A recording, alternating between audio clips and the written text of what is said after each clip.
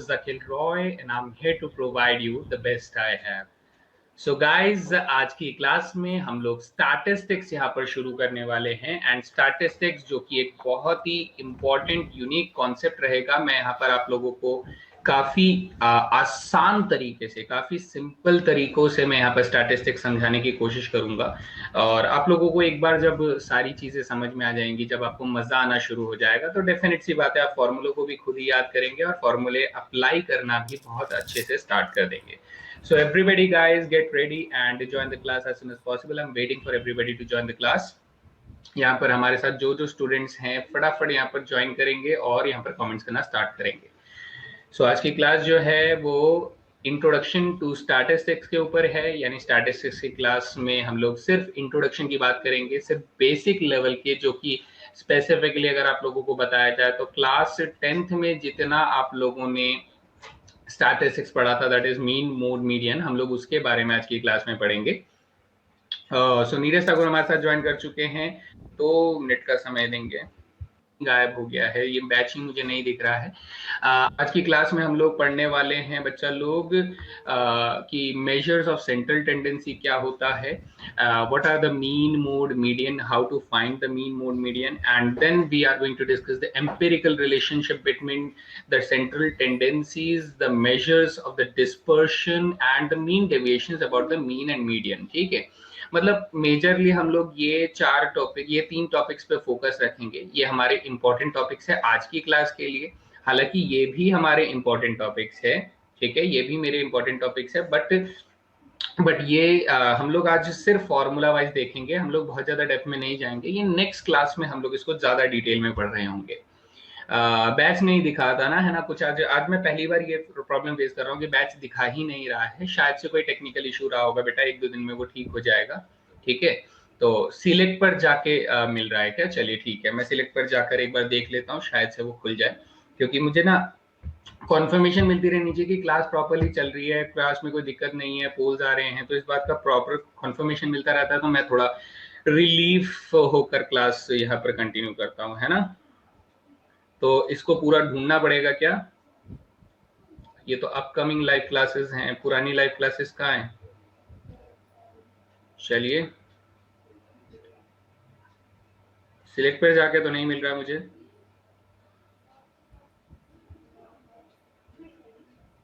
Okay okay okay okay okay okay, defence exams 3 courses चल रहे हैं, बिल्कुल चल रहे हैं, लेट्स सी। और यहाँ पर भी नहीं है। चलिए कोई बात नहीं, चलो कोई बात नहीं, ये बैच क्लोज्ड ऑन। अच्छा, ये रहा, ये मुझे एक कोर्स मिल तो गया है, लेकिन ये आगे दिखा क्यों नहीं रहा, आई डोंट नो, कुछ प्रॉब्लम आ रही है, जाने देते हैं, चलिए जाने देते हैं, हम लोग आगे बढ़ते हैं। हम लोग डिस्कस करते हैं सर आज की क्लास में कि एग्जाम एनालिसिस बेटा, अगर हम लोग देखें कि कितने कितने क्वेश्चंस पूछे जा रहे हैं, सो अच्छा खासा वेटेज है बेटा। यहाँ पर आप देख सकते हैं 2019 में 4 सवाल पूछे गए हैं, सो कोई दिक्कत नहीं है, लेकिन 2018 में बेटा 22 क्वेश्चन पूछे गए थे टोटल में, दोनों एग्जाम्स को अगर मिलाया जाए तो 2018 में एक ह्यूज नंबर ऑफ पोर्शन जो है, एक बहुत बड़ा पोर्शन जो है एनडीए के एग्जामिनेशन का, वो स्टैटिस्टिक्स कवर कर रहा है। So this is really really very important बच्चे लोग, ठीक है। फिर हम लोग बात करें अगर कि 2017 में कितने क्वेश्चंस थे सर, 2017 में 18 क्वेश्चंस आप लोग देख सकते हैं यहाँ पर कि टोटल 2018 क्वेश्चंस में यहाँ पर पूछे गए हैं, 2016 में 12 क्वेश्चंस यहाँ पर पूछे गए हैं। सो बहुत ज्यादा वेटेज यहाँ पर आप लोगों को ध्यान में रखना है कि सर काफी अच्छे क्वांटिटी में क्वेश्चंस पूछे जा रहे हैं, काफी अच्छे लेवल पे क्वेश्चंस पूछे जा रहे हैं स्टैटिस्टिक्स के कॉन्सेप्ट से, ठीक है। तो चलिए स्टार्ट करते हैं सर। रिकैप की अगर बात करें तो प्रीवियस क्लास में हम लोगों ने इक्वेशन ऑफ प्लेन को वेक्टर फॉर्म, कार्टेशियन फॉर्म इनमें देखा था, प्लेन की इक्वेशन 3 पॉइंट से देखी थी, एंगल बिटवीन 2 प्लेन्स निकालना सीखा था, equation of plane in normal form देखा था हम लोगों ने, एंड उसके आगे बेटा equation of plane through passing through intersection of 2 planes देखा था, जिसमें आप लोगों को याद है मैंने पाई बराबर लिखवाया था कि सर पाई 1 प्लस लैम्डा पाई 2 वाला जो टेक्निक होता है उसको यूज करके निकालने का। फिर distance of a point from a plane निकालना सीखा था, डिस्टेंस बिटवीन पैरेलल प्लेन्स देखा था, जिसमें d बराबर आप लोगों को d1 माइनस d2 का फॉर्मूला मैंने दिया था, and angle between line and plane जो कि साइन थीटा के बेसिस पे एंगल का फॉर्मूला था। ये सारी चीजें हम लोगों ने पढ़ी थी, ठीक है। तो चलिए सर शुरू करते हैं। आप अब स्टैटिस्टिक्स के बारे में बताइए, क्योंकि 3 डायमेंशन ज्योमेट्री तो अच्छे से पढ़ लिए हैं, समझ में भी आ गया है, तो स्टैटिस्टिक्स में बेटा सबसे पहली चीज जो आप लोगों को समझनी चाहिए, सबसे पहली चीज जो समझनी चाहिए वो आपको समझनी चाहिए बेटा डेटा, कि सर डेटा क्या होता है। यहाँ पर ध्यान से सुनिएगा बेटा, हम लोग बात करने वाले हैं कि सर डेटा क्या होता है। डेटा यानी जो आप लोगों के पास सूची होती है, जो भी इंफॉर्मेशन होता है वो कैसा होता है, वो आप लोगों को समझना है। ठीक है, फर्स्ट ऑफ ऑल तो डेटा की अगर मैं बात करूं तो डेटा बेसिकली बेटा हमारे पास तीन तरीके का डेटा होता है। पहला डेटा जिसे हम लोग बेटा रॉ डेटा कहते हैं। ठीक है, व्हाट इट इज सेड कि it is known as raw data. एक minute, yes, what it is called raw data. Raw data के साथ साथ हम लोग इसे क्या बोलते हैं बेटा, इसे डिस्क्रीट डेटा भी बोलते हैं। क्या बोलते हैं बच्चे, डिस्क्रीट डेटा भी बोलते हैं।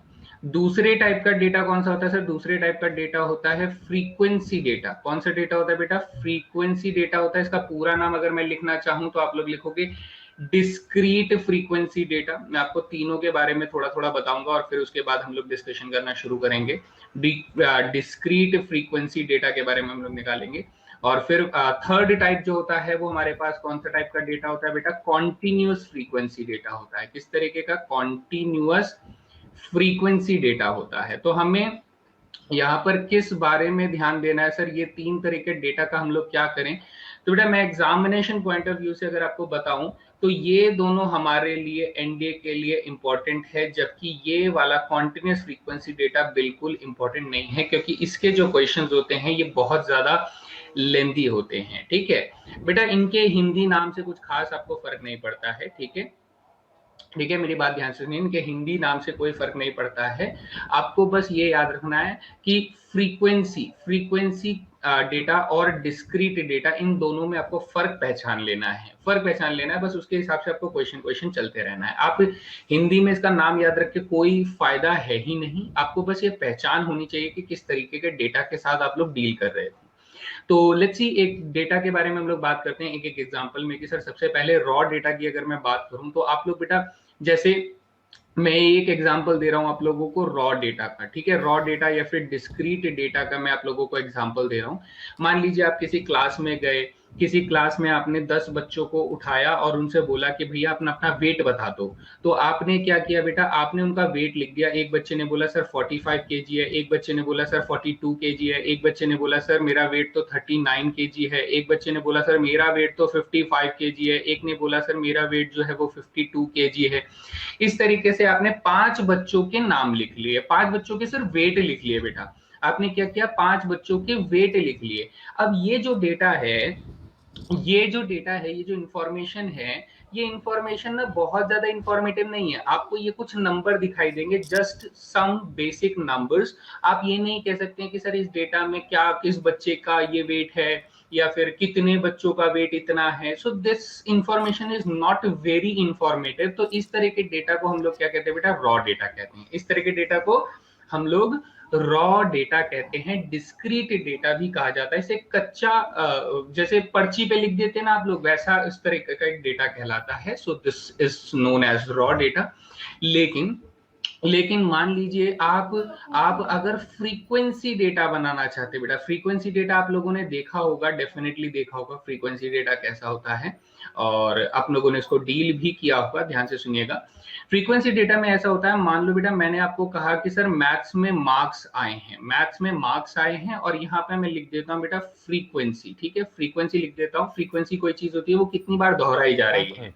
जैसे मैं कहता हूँ बेटा 10 मार्क्स का टेस्ट हुआ होगा, तो 10 मार्क्स बहुत ज्यादा बोल रहा हूँ, 5 मार्क्स का टेस्ट हुआ होगा। मान लो किसी बच्चे की क्लास में 5 मार्क्स का टेस्ट हुआ है, तो आप बोलेंगे सर किसी बच्चे के 0 भी आए होंगे, किसी के 1 भी आए होंगे, 2 भी आए होंगे, 3 भी आए होंगे, 4 भी आए होंगे, और 5 में से 5 मार्क्स भी आए होंगे।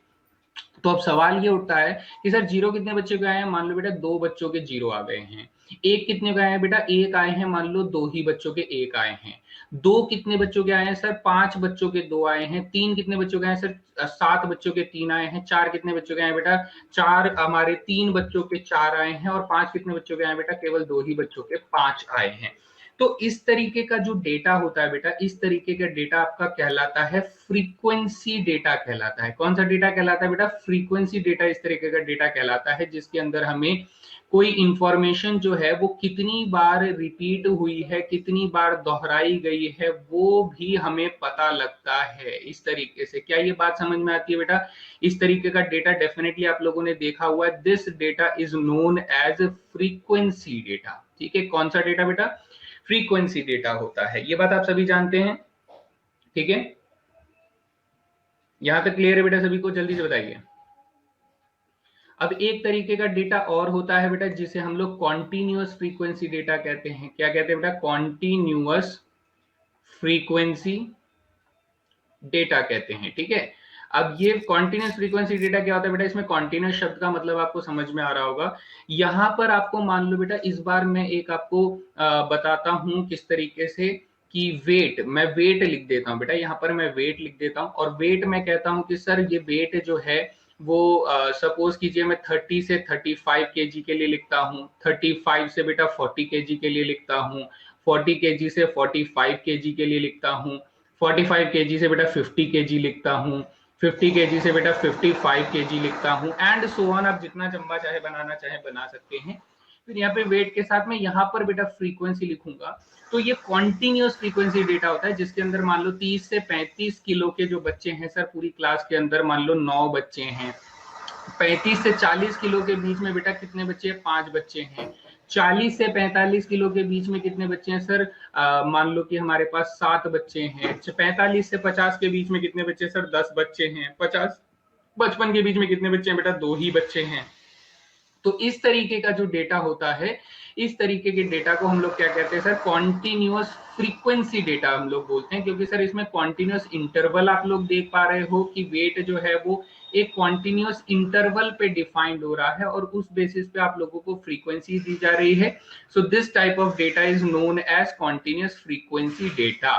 यानी सर इसका मतलब ये हुआ कि अगर मुझे ये वाला डेटा दिया जाए तो मैं ऐसे क्वेश्चंस को प्रैक्टिस करूंगा, अगर मुझे ये वाला डेटा दिया जाए तो मैं ऐसे क्वेश्चंस को प्रैक्टिस करूंगा, अगर मुझे ये वाला डेटा दिया जाए तो बहुत कम चांसेस है बेटा, ना के बराबर चांसेस है कि यहां से क्वेश्चन बनेगा। यहां तक बात सभी को समझ में आ गई बेटा? किसी भी डेटा को पहचानने में किसी को कोई सवाल है तो पूछ सकते हैं।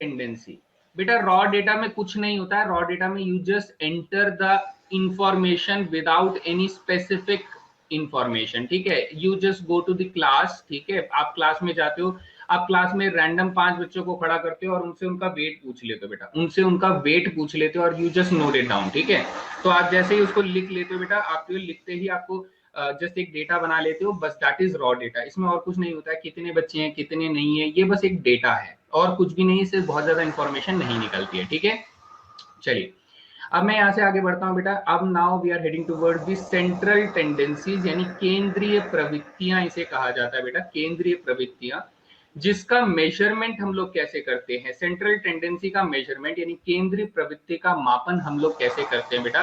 केंद्रीय प्रवृत्ति का मापन जो होता है वो हम लोग 3 तरीकों से करते हैं। There are 3 different measurements, 3 different measurements. One is called mean, जिसे बेटा एवरेज कहा जाता है। माध्य के साथ साथ आप लोग इसे क्या बोल सकते हो सर? इसे माध्य के साथ साथ आप लोग औसत बोल सकते हो। बेटा लाइट की थोड़ी सी प्रॉब्लम है, यहाँ पर ध्यान देंगे। इसे हम लोग और क्या बोल सकते हैं सर? इसे औसत बोल सकते हैं हम लोग। ठीक है, औसत बोल सकते हैं। मोड बेटा, मोड को हम लोग मोस्ट फ्रीक्वेंट एलिमेंट कहते हैं, बहुलक इसे कहा जाता है। मीडियन जो होता है बेटा, ये मिडिल मोस्ट यानी सबसे बीच वाला। कौन होता है बेटा? सबसे बीच वाला, सबसे बीच वाला। ठीक है, द मिडिल मोस्ट, जो सबसे बीच वाले में बीच वाला एलिमेंट है उसको माध्यिका कहा जाता है। तो ये 3 तरीके होते हैं सेंट्रल टेंडेंसीज को कैलकुलेट करने का। सेंट्रल टेंडेंसीज कैसे कैलकुलेट करेंगे हम लोग? इन 3 तरीकों से सेंट्रल टेंडेंसी को कैलकुलेट करते हैं बच्चा लोग, that is mean, mode and median. हम लोग इन तीनों के बारे में थोड़ा थोड़ा डिस्कशन करेंगे और अच्छे से बात करेंगे इसके ऊपर। ठीक है, सो सबसे पहली चीज अगर मैं बात करूं ठीक है। सबसे पहली चीज अगर मैं बात करूं तो बेटा मीन के बारे में हम लोग बात करना शुरू करेंगे। तो मीन में हमारे पास बेसिक फॉर्मूले होते हैं बेटा, इसको ध्यान रखिएगा। अगर मैं मीन की बात कर रहा हूं बेटा, मीन को हम लोग क्या कहते हैं, मीन को हम लोग एवरेज भी कहा जाता है बेटा, इसे एवरेज भी कहा जाता है, ठीक है। और इसे अगर हिंदी में बोले तो बेटा इसे हिंदी में माध्य कहा जाता है या फिर इसे औसत कहा जाता है। तो आप इन दोनों में से कुछ भी कह सकते हैं, ठीक है, जैसा आपका मन करे आप वो बोल सकते हैं, माध्य या फिर औसत आप इसे कह सकते हैं। अब ध्यान से सुनिएगा बेटा, रॉ डेटा के लिए अगर मैं सबसे पहले रॉ डेटा के लिए फॉर्मूला लिखूं तो ये लिखते हुए चलिएगा अपने मन में, ठीक है। रॉ डेटा के लिए अगर फॉर्मूला लिखें तो मीन को हम लोग कैसे लिखते हैं बेटा, मीन को हम लोग लिखते हैं एक्स के ऊपर ऐसे बार लगा के मीन लिखते हैं। कैसे लिखते हैं बेटा, एक्स के ऊपर ऐसे बार लगा के मीन लिखते हैं। तो मीन जो होता है वो सर क्या होता है, वो सिग्मा एक्स अपॉन में एन होता है। क्या होता है बेटा, सिग्मा एक्स अपॉन में एन होता है। जहां पर दूसरा फॉर्मूला अगर मैं आप लोगों से बोलूं कि सर फ्रीक्वेंसी डेटा का फॉर्मूला कितना हो जाएगा, तो बेटा फ्रीक्वेंसी डेटा का फॉर्मूला अगर आप लोग निकालना चाहते हो तो उस वक्त मीन का फॉर्मूला क्या हो जाएगा, उस वक्त मीन का फॉर्मूला हो जाएगा सिग्मा एफ एक्स अपॉन में एन हो जाएगा। कितना हो जाएगा बेटा, सिग्मा एफ एक्स अपॉन में एन। सर ये समझ में नहीं आया, तो देखिए बेटा इसे कैसे समझना है, how you are going to understand this. तो एक पेज लेते हैं, ठीक है। हम लोगों ने क्या किया सर, एक क्वेश्चन में रॉ डेटा ले लिया, हमने कहा सर एक्स जो है वो हमारे पास कितना है, हमारे पास 5 है, 6 है, 8 है, 10 है, ठीक है, फिर 14 है, फिर 12 है, और हमारे पास बेटा 15 है। सपोज करो मैंने ऐसे ऐसे कुछ नंबर्स ले लिए और मैं कहता हूं कि मुझे इसका क्या चाहिए बच्चे, मुझे इसका एवरेज चाहिए, मुझे इसका एवरेज या फिर मीन चाहिए। तो ये सब हमारे एक्स होते बेटा जो कि ऑब्जर्वेशन होते हैं। और ये एक तरीके का कैसा डेटा है बेटा, ये एक तरीके का रॉ डेटा है। कैसा डेटा है बच्चा लोग, रॉ डेटा है। तो रॉ डेटा के लिए हम लोगों ने कहा सर एक्स बार अगर निकालना चाहते हैं तो हमें सिग्मा एक्स अपॉन में एन करना होगा। So what is sigma x बेटा, यानी एक्स, ये जितने भी एक्स आप लोग देख रहे हो, एक्स की जितनी भी अलग अलग वैल्यूज आप लोगों के सामने रखी हुई है, इन सब का बेटा सम कर देना है। क्या कर देना है, सम, यानी सबको जोड़ देना है। तो आप कहेंगे सर 15 5 20 और 20 और 20 40 हो जाएगा, 15 5 20 और 20 और 20 40 हो जाएगा, 14 और 6 20, 40 और 20 बेटा कितने हो जाएंगे, 60 हो जाएंगे, 12 और 8 10 20 हो जाएगा, यानी 60 और 80 और 90 बेटा यहाँ पर 90 आ जाएगा, और डिवाइडेड बाई आप लोगों के पास कितना आ जाएगा बेटा, 8 आ जाएगा। How many observations are there, 8 आ जाएगा। तो जब आप इसे डिवाइड वगैरह कर रहे होंगे तो आपके पास 10.125 करके मेरे ख्याल से एक वैल्यू आएगी। So this is the average of the whole whole observation जो भी आप लोगों को दिया गया है, रॉ डेटा का एवरेज हो जाएगा। बात समझ में आ गई सभी को। दूसरे केस में मान लो बेटा सर हम लोगों को x दे दिया जाता है और उसके साथ फ्रीक्वेंसी दे दिया जाता है। तो x मान लो बेटा दे दिया 1, 2, 3, 4, 5 दे दिया। फ्रीक्वेंसी दे दिया कि सर इसका 3 है, इसका 2 है, इसका 4 है, इसका 1 है, इसका 2 है, ऐसे करके फ्रीक्वेंसीज दे दी जाती हैं। और इस तरीके का आप लोगों को फ्रीक्वेंसी डिस्ट्रीब्यूशन दे दिया गया, ठीक है बेटा। फ्रीक्वेंसी डिस्ट्रीब्यूशन इस तरीके से आप लोगों को बना दिया गया और बोला कि सर इसका मुझे एवरेज ढूंढ कर देना है, इस डेटा का मुझे एवरेज बताइए सर कितना होगा, इस तरीके से। तो अब बताएंगे बेटा इसका एवरेज अगर मैं ढूंढना चाहूंगा तो पहले मैं क्या करूंगा बेटा, मैं सबसे पहले यहाँ पर f और x का कॉलम बनाऊंगा। क्या बनाऊंगा, f और x का कॉलम। यस, ये 11 होना चाहिए, थैंक यू वेरी मच। 11.25 होना चाहिए, या फिर कुछ ऐसा गलत मैंने लिख दिया है, 11.25 होना चाहिए, यस।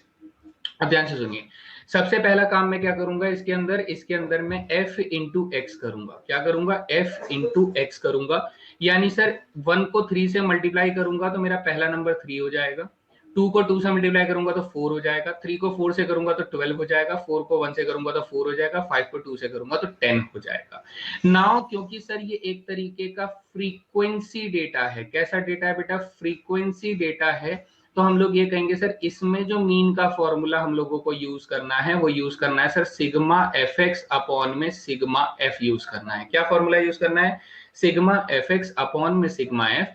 यानी सर सिग्मा एफ एक्स का मतलब ये हुआ एफ एक्स की सभी वैल्यूज का सम। एफ एक्स की सभी वैल्यूज का सम कितना हो जाएगा सर, 3 और 4 7, 7 4 11, 11 और 10 21, 21 और 12 करेंगे तो सर 33 हो जाएगा। हाउ मच वैल्यू, 33 हो जाएगा हमारे पास। और डिवाइडेड बाई सिग्मा एफ का मतलब सर सभी एफ का जो सम होगा वो सिग्मा एफ हो जाएगा। यानी 3 2 5, 5 और 5 10 और 2 12 हो जाएगा। तो बेटा जो भी वैल्यू आएगी वो हमारा क्या हो जाएगा, मीन हो जाएगा। यहां तक किसी को कोई सवाल बेटा, I am waiting for your doubts guys.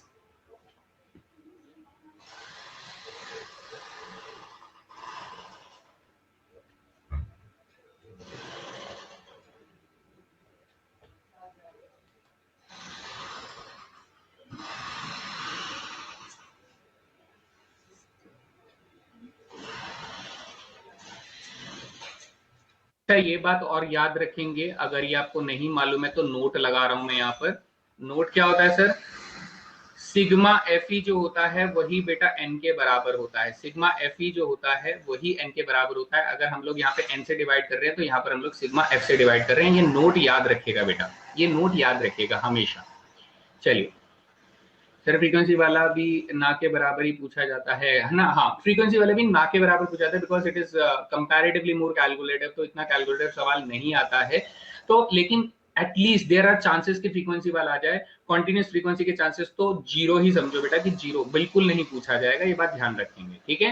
Okay, तो हमें सर माध्य की बात समझ में आ गई है कि डिस्क्रीट के लिए कौन सा फॉर्मूला है सर? डिस्क्रीट के लिए ये वाला फॉर्मूला है, ठीक है। नेक्स्ट सर हमारे पास डिस्क्रीट फ्रीक्वेंसी डेटा के लिए हमारे पास ये वाला फॉर्मूला है। जबकि सर कॉन्टिन्यूस फ्रीक्वेंसी जो हमें पढ़ना नहीं है बेटा, उसके लिए फॉर्मूला जरूर मैंने आप लोगों को लिख दिया है। इसे कहते हैं बेटा स्टेप डेविएशन मेथड कहते हैं, जो फॉर्मूला लिखा हुआ है। हालांकि हम लोग ये वाला फॉर्मूला भी इस्तेमाल कर सकते हैं कॉन्टिन्यूस फ्रीक्वेंसी डेटा के लिए, लेकिन वो बहुत लंबा हो जाता है सर, काफी कैलकुलेटिव हो जाता है। लेकिन हम लोग किताबों में स्टेप डेविएशन मेथड को सीखते हैं, जिसकी आसानी से हम लोग यहाँ पर मीन कैलकुलेट कर सकते हैं, ठीक है बेटा। ये एक सवाल आप लोगों की स्क्रीन पर यहाँ पर आता है, तो जल्दी से बताएंगे इस क्वेश्चन का सही जवाब आपके हिसाब से क्या होना चाहिए। मैं आप लोगों को 30 सेकेंड,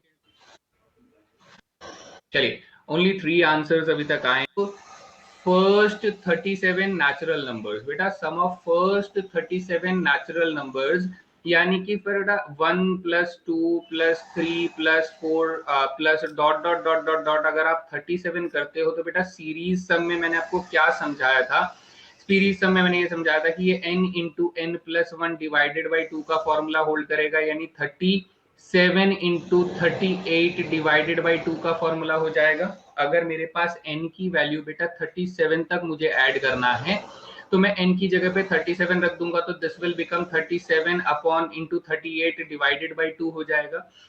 यानी कि आप लोग अगर इसे आंसर करना चाहते हैं तो ये हो जाएगा 37 इंटू में 19 हो जाएगा। So this becomes the sigma x बेटा। इस कंडीशन में सिग्मा एक्स कितना हो जाएगा? सिग्मा एक्स हो जाएगा हमारा 37 इंटू 19। जस्ट डोंट कैलकुलेट बेटा, don't calculate, we do not need it. तो अगर अब मुझे इसका एवरेज चाहिए, इसका मुझे मीन चाहिए बेटा, क्या चाहिए? मीन चाहिए। तो सिग्मा एक्स को बेटा मैं किससे डिवाइड कर दूंगा सर? 37 ऑब्जर्वेशन से, उसी से डिवाइड करूंगा। सो ये हो जाएगा 37 इंटू में 19 divided by 37, so 37 will cancel out 37 and we will be left with only option number C, 19. Is that clear to everyone guys?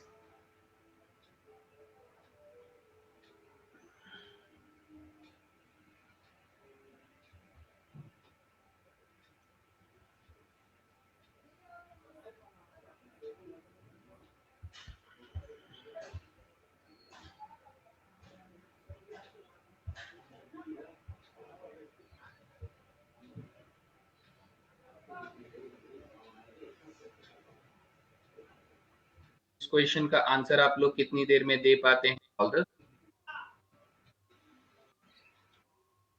तो सबसे पहले कॉमन सेंस मेरा ये कहता है कि सर ये आंसर नहीं हो सकता और ये आंसर नहीं हो सकता। क्यों?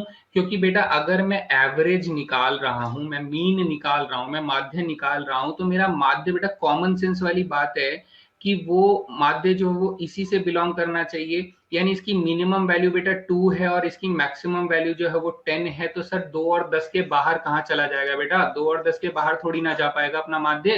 तो सर 13.46 भी नहीं हो सकता, 10.35 भी नहीं हो सकता। कॉमन सेंस को थोड़ा सा जोड़ देंगे बेटा, कॉमन सेंस को, ठीक है। तो बीडी तो अपना कैंसिल हो जाएगा, और बीडी एक बार कैंसिल हो गया तो सर अब मेरा टारगेट क्या होना चाहिए? अब मेरे को ये देखना चाहिए कि सर बी और डी नहीं है, सिर्फ ए और सी में से आंसर होना चाहिए। एटलीस्ट इतना कॉन्फर्मेशन आप अपने मन में ला सकते हैं। तो हम लोग क्या करेंगे सर? यहाँ से एफ एक्स निकालेंगे। एफ एक्स हो जाएगा सर 2 1 2 हो जाएगा, 3 4 12 हो जाएगा, 4 3 12 हो जाएगा, 5 2 10 हो जाएगा, 6 7 42, 8 4 32, 9 2 18 हो जाएगा, और 10 1 10 हो जाएगा। Let's start calculating this numbers. भाई यहाँ पर 12 + 12 + 12 अगर मैं करूंगा तो ये 36 हो जाएगा, और 42 और ये बेटा 74 हो जाएगा। 74 + 36 जो होता है बेटा वो 110 हो जाता है। 110 + 10 जो हो जाएगा वो 120 हो जाएगा। यानी टोटल जो बेटा सिग्मा एफ एक्स जो आप लोगों के पास आएगा, कितना आएगा? सिग्मा एफ एक्स जो आएगा वो 138 हो रहा है, अगर मैंने गलत नहीं कैलकुलेट किया है। और सिग्मा एफ अगर मैं निकालना चाहता हूं तो ये कितना हो जाएगा बेटा? 1 + 4 5 + 3 8 + 2 10 + 7 17 + 4 21 + 2 23 और यहाँ पर आ जाएगा बेटा 24 आ जाएगा। कितना आ जाएगा? 24 आ जाएगा। So let's start calculating. तो यहाँ पर हम लोग कहेंगे सर 2 के टेबल में 2 6 12 2 9 69 आ जाएगा। एंड उसके बाद यहाँ पर 12 आ जाएगा। 3 के टेबल में ये कितना हो जाएगा सर? 23 हो जाएगा। इट विल बी 23 और अपॉन में ये कितना हो जाएगा? 4 हो जाएगा। तो बेटा 4 5 टाइम्स मुझे दिखाई दे रहा है, तो बस अपना आंसर ऑप्शन नंबर ए हो जाता है। Is that clear? 4 5 जा 20 होता है, तो इतने में ही अपना आंसर यहाँ पर बन जाता है। इज दैट क्लियर बेटा? सभी को समझ में आ गया how we are going to deal the mean of the frequency data?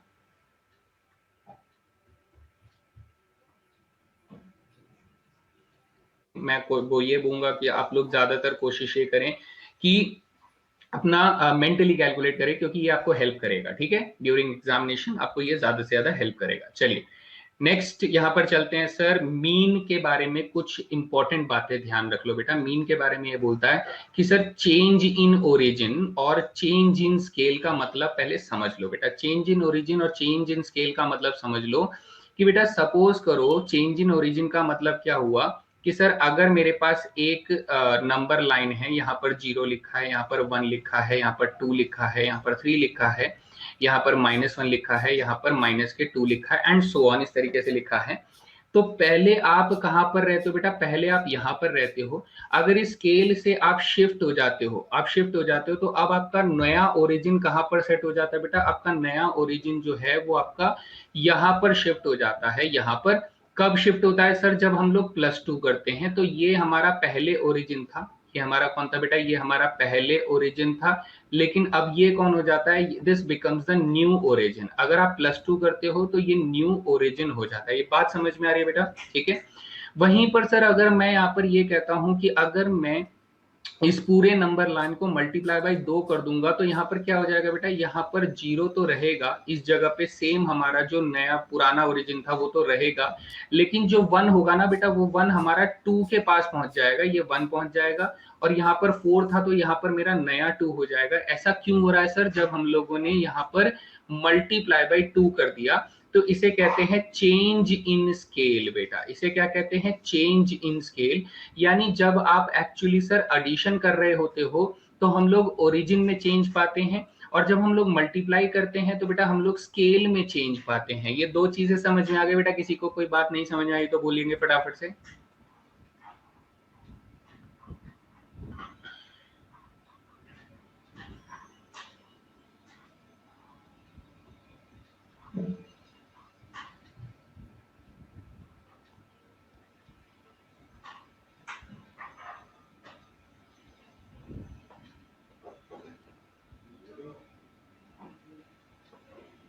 चलिए, तो इतनी सी बात अगर हमें क्लियर हो जाती है, मेरी बात बस इतनी सी ध्यान रखना बेटा, इसमें बहुत ज्यादा डेप्थ में जाने की जरूरत नहीं है। इतना याद रखना कि अगर हम प्लस या माइनस कर रहे हैं तो ओरिजिन में चेंज हो रहा है, और अगर मल्टीप्लाई कर रहे हैं तो ओरिजिन अपनी ही जगह पर है बेटा। ओरिजिन अपनी ही जगह पर है, लेकिन स्केल चेंज हो जाता है, स्केल थोड़ा बड़ा वाला बन जाता है। ठीक है, चलिए अब इसको क्लियर करके हम लोग क्या बोलना चाहते हैं? हम लोग ये बोलना चाहते हैं कि सर जैसे आप लोग ये बात जानते हो, ठीक है, और नहीं जानते हो तो बेटा ये कोई बहुत बड़ी चीज नहीं है, बहुत सिंपल सी चीज है। मान लो मैं एक डिस्क्रीट डेटा पर काम कर रहा हूँ, रॉ डेटा पर काम कर रहा हूँ।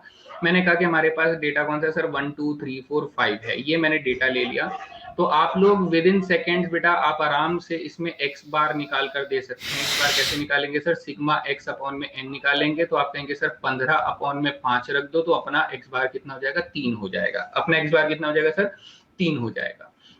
मैं कहता हूं कि सर मुझे एक नया ऑब्जर्वेशन सेट दो, जिसमें आपने क्या किया सर? आपने x+3 कर दिया। क्या कर दिया बेटा? आपने एक नया ऑब्जर्वेशन का सेट बनाया, जिसमें आपने क्या कर दिया सर? x+3 कर दिया। तो x+3 माने क्या हो जाएगा सर? ये वाला ऑब्जर्वेशन 4 बन जाएगा, ये वाला ऑब्जर्वेशन 5 बन जाएगा, ये वाला ऑब्जर्वेशन 6 बन जाएगा, ये आपका 7 बन जाएगा और ये आपका 8 बन जाएगा। तो अब हमारे पास नया ऑब्जर्वेशन, नया मीन कितना आ जाएगा बेटा? नया मीन आप लोगों के पास आ जाएगा सर 4 5 9 6 15, और 15 बेटा 30 आ जाएगा, और 30 अपॉन में 5 रखोगे तो आपका नया मीन कितना हो जाएगा सर? 6 हो जाएगा। डेफिनेट सी बात है। तो हमने क्या कहा? हमने ये देखा कि सर अगर मैंने x के सभी ऑब्जर्वेशन को +3 किया तो मेरा मीन का भी +3 हो गया। मेरा मीन भी जो था, मेरा एवरेज भी जो था, वो +3 हो गया। फिर सर एक और एग्जांपल देखते हैं, इस चीज को समझते हैं ध्यान से। कि हमने कहा कि सर अगर मैं यहाँ पर x की जगह पे बेटा 3x कर देता हूँ, क्या कर देता हूँ 3x कर देता हूँ, तो ये बेटा 3 बन जाएगा, ये 6 बन जाएगा, ये 9 बन जाएगा, ये 12 बन जाएगा, ये 15 बन जाएगा। तो अब अगर मैं आप लोगों से ये कहूँ कि सर मेरा नया मीन कितना हो जाएगा, मेरा न्यू मीन हो जाएगा बेटा टोटल के हिसाब से 9 9 18 और 12 में रहेंगे तो 30 30 और यहाँ पर आ जाएगा 45 और डिवाइडेड बाई 5 हो जाएगा, तो कैंसिल करने पर आपके पास 9 आ जाएगा। आप ये कहेंगे कि सर अगर मैंने x को मल्टीप्लाई बाई 3 किया तो मेरा जो मीन है बच्चे वो भी देखो सर क्या हो रहा है, वो मल्टीप्लाई बाई 3 हो रहा है। तो इस चीज को हम लोग कैसे लिखते हैं, हम लोग लिखते हैं कि सर अगर एक्सपेक्टेशन में अगर हम लोग ओरिजिन में चेंज ला रहे हैं तो हमारा जो मीन है बेटा वो भी उस पे उतनी ही वैल्यू से चेंज हो जाएगा। और अगर मैं स्केल में चेंज ला रहा हूं बेटा तो मेरे पास जो मीन है वो भी बेटा मल्टीप्लाई बाई 3 हो जाएगा। ये बात सभी को समझ में आई या नहीं आई? इसी कॉन्सेप्ट को हम लोग क्या कहते हैं बेटा कि मीन जो है वो सर डिपेंडेंट होता है ओरिजिन के चेंज में, और मीन जो होता है वो डिपेंडेंट होता है बेटा स्केल के चेंज में। यानी ई एक्स प्लस सी जो होता है वो हमारे पास ई एक्स प्लस सी होता है, और ई सी एक्स जो होता है बेटा वो सी मल्टीप्लाई ई एक्स होता है। Is that clear to everyone और नॉट? कोई और सवाल है तो पूछ सकते हैं।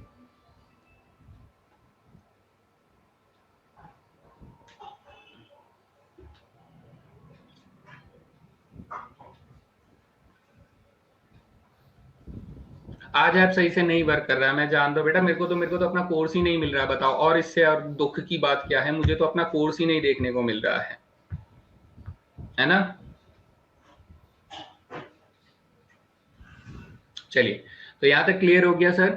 ये बात वेरी इंपॉर्टेंट है बेटा, इसे मार्क कर लो, ये वेरी इंपॉर्टेंट है। सबसे ज्यादा सवाल जो है यहाँ से देखे जा रहे हैं बेटा एनडीए के अंदर, बहुत क्वेश्चन यहाँ से देखे जा रहे हैं, तो इसे इंपॉर्टेंट कर लो कि सर ये डिपेंडेंट वाली जो चेंज इन ओरिजिन और चेंज इन स्केल वाला कॉन्सेप्ट है इसे तो भूलना ही नहीं है, भूलना ही नहीं है मतलब बिल्कुल नहीं भूलना है बेटा। ठीक है, चलिए आगे बात करते हैं।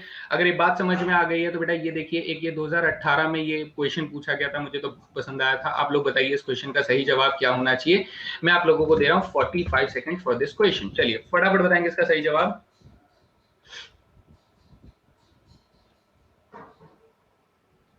कह रहा है कि सर मुझे जो x बराबर है एक्स आई जो है, यानी x जो ऑब्जर्वेशन है वो सर हमें some constant a plus some constant c multiply by Y I दिया हुआ है। अब अगर मुझसे ये कहा जाए कि मुझसे मांग रहा है सर y का माध्य बताइए, किसका सर y ऑब्जर्वेशन का माध्य बताइए, तो इसके लिए क्या मैं वाई आई का वैल्यू निकाल लूं? तो आप लोग मुझे ये कहोगे सर थोड़ा बहुत भी अगर कैलकुलेशन करते हो तो आप कहोगे सर वाई आई का जो माध्य वैल्यू होगा, वाई ऑब्जर्वेशन का जो वैल्यू होगा वो क्या हो जाएगा बेटा, वो एक्स आई माइनस ए अपॉन में सी हो जाएगा, एक्स आई माइनस ए अपॉन में सी हो जाएगा। तो अगर मैं एक्सपेक्टेशन मांग रहा हूं बेटा, वाई आई की एक्सपेक्टेशन मांग रहा हूं यानी उसका मीन मांग रहा हूं, तो आपको क्या करना होगा सर, एक्सपेक्टेशन निकाल कर देना होगा, एक्स आई माइनस ए अपॉन में सी का निकाल कर देना होगा। सो अगर मैंने पीछे दोनों लॉज लगाए कि सर मल्टीप्लीकेशन और एडिशन के हिसाब से, एडिशन का उल्टा सब्ट्रैक्शन होता है और मल्टीप्लीकेशन का उल्टा डिवीजन होता है, तो लॉजिकली सर क्या होगा यहाँ पर ये हो जाएगा कि सर पहले तो मुझे वैल्यू को सी से डिवाइड करना होगा, ऑब्वियस सी बात है, और माइनस भी करना पड़ेगा। और एक्सपेक्टेशन ऑफ एक्स कितना होता है सर, एक्स बार होता है, तो अपना आंसर कौन सा हो जाएगा, ऑप्शन नंबर डी हो जाएगा। बताइए समझ में आया सभी को?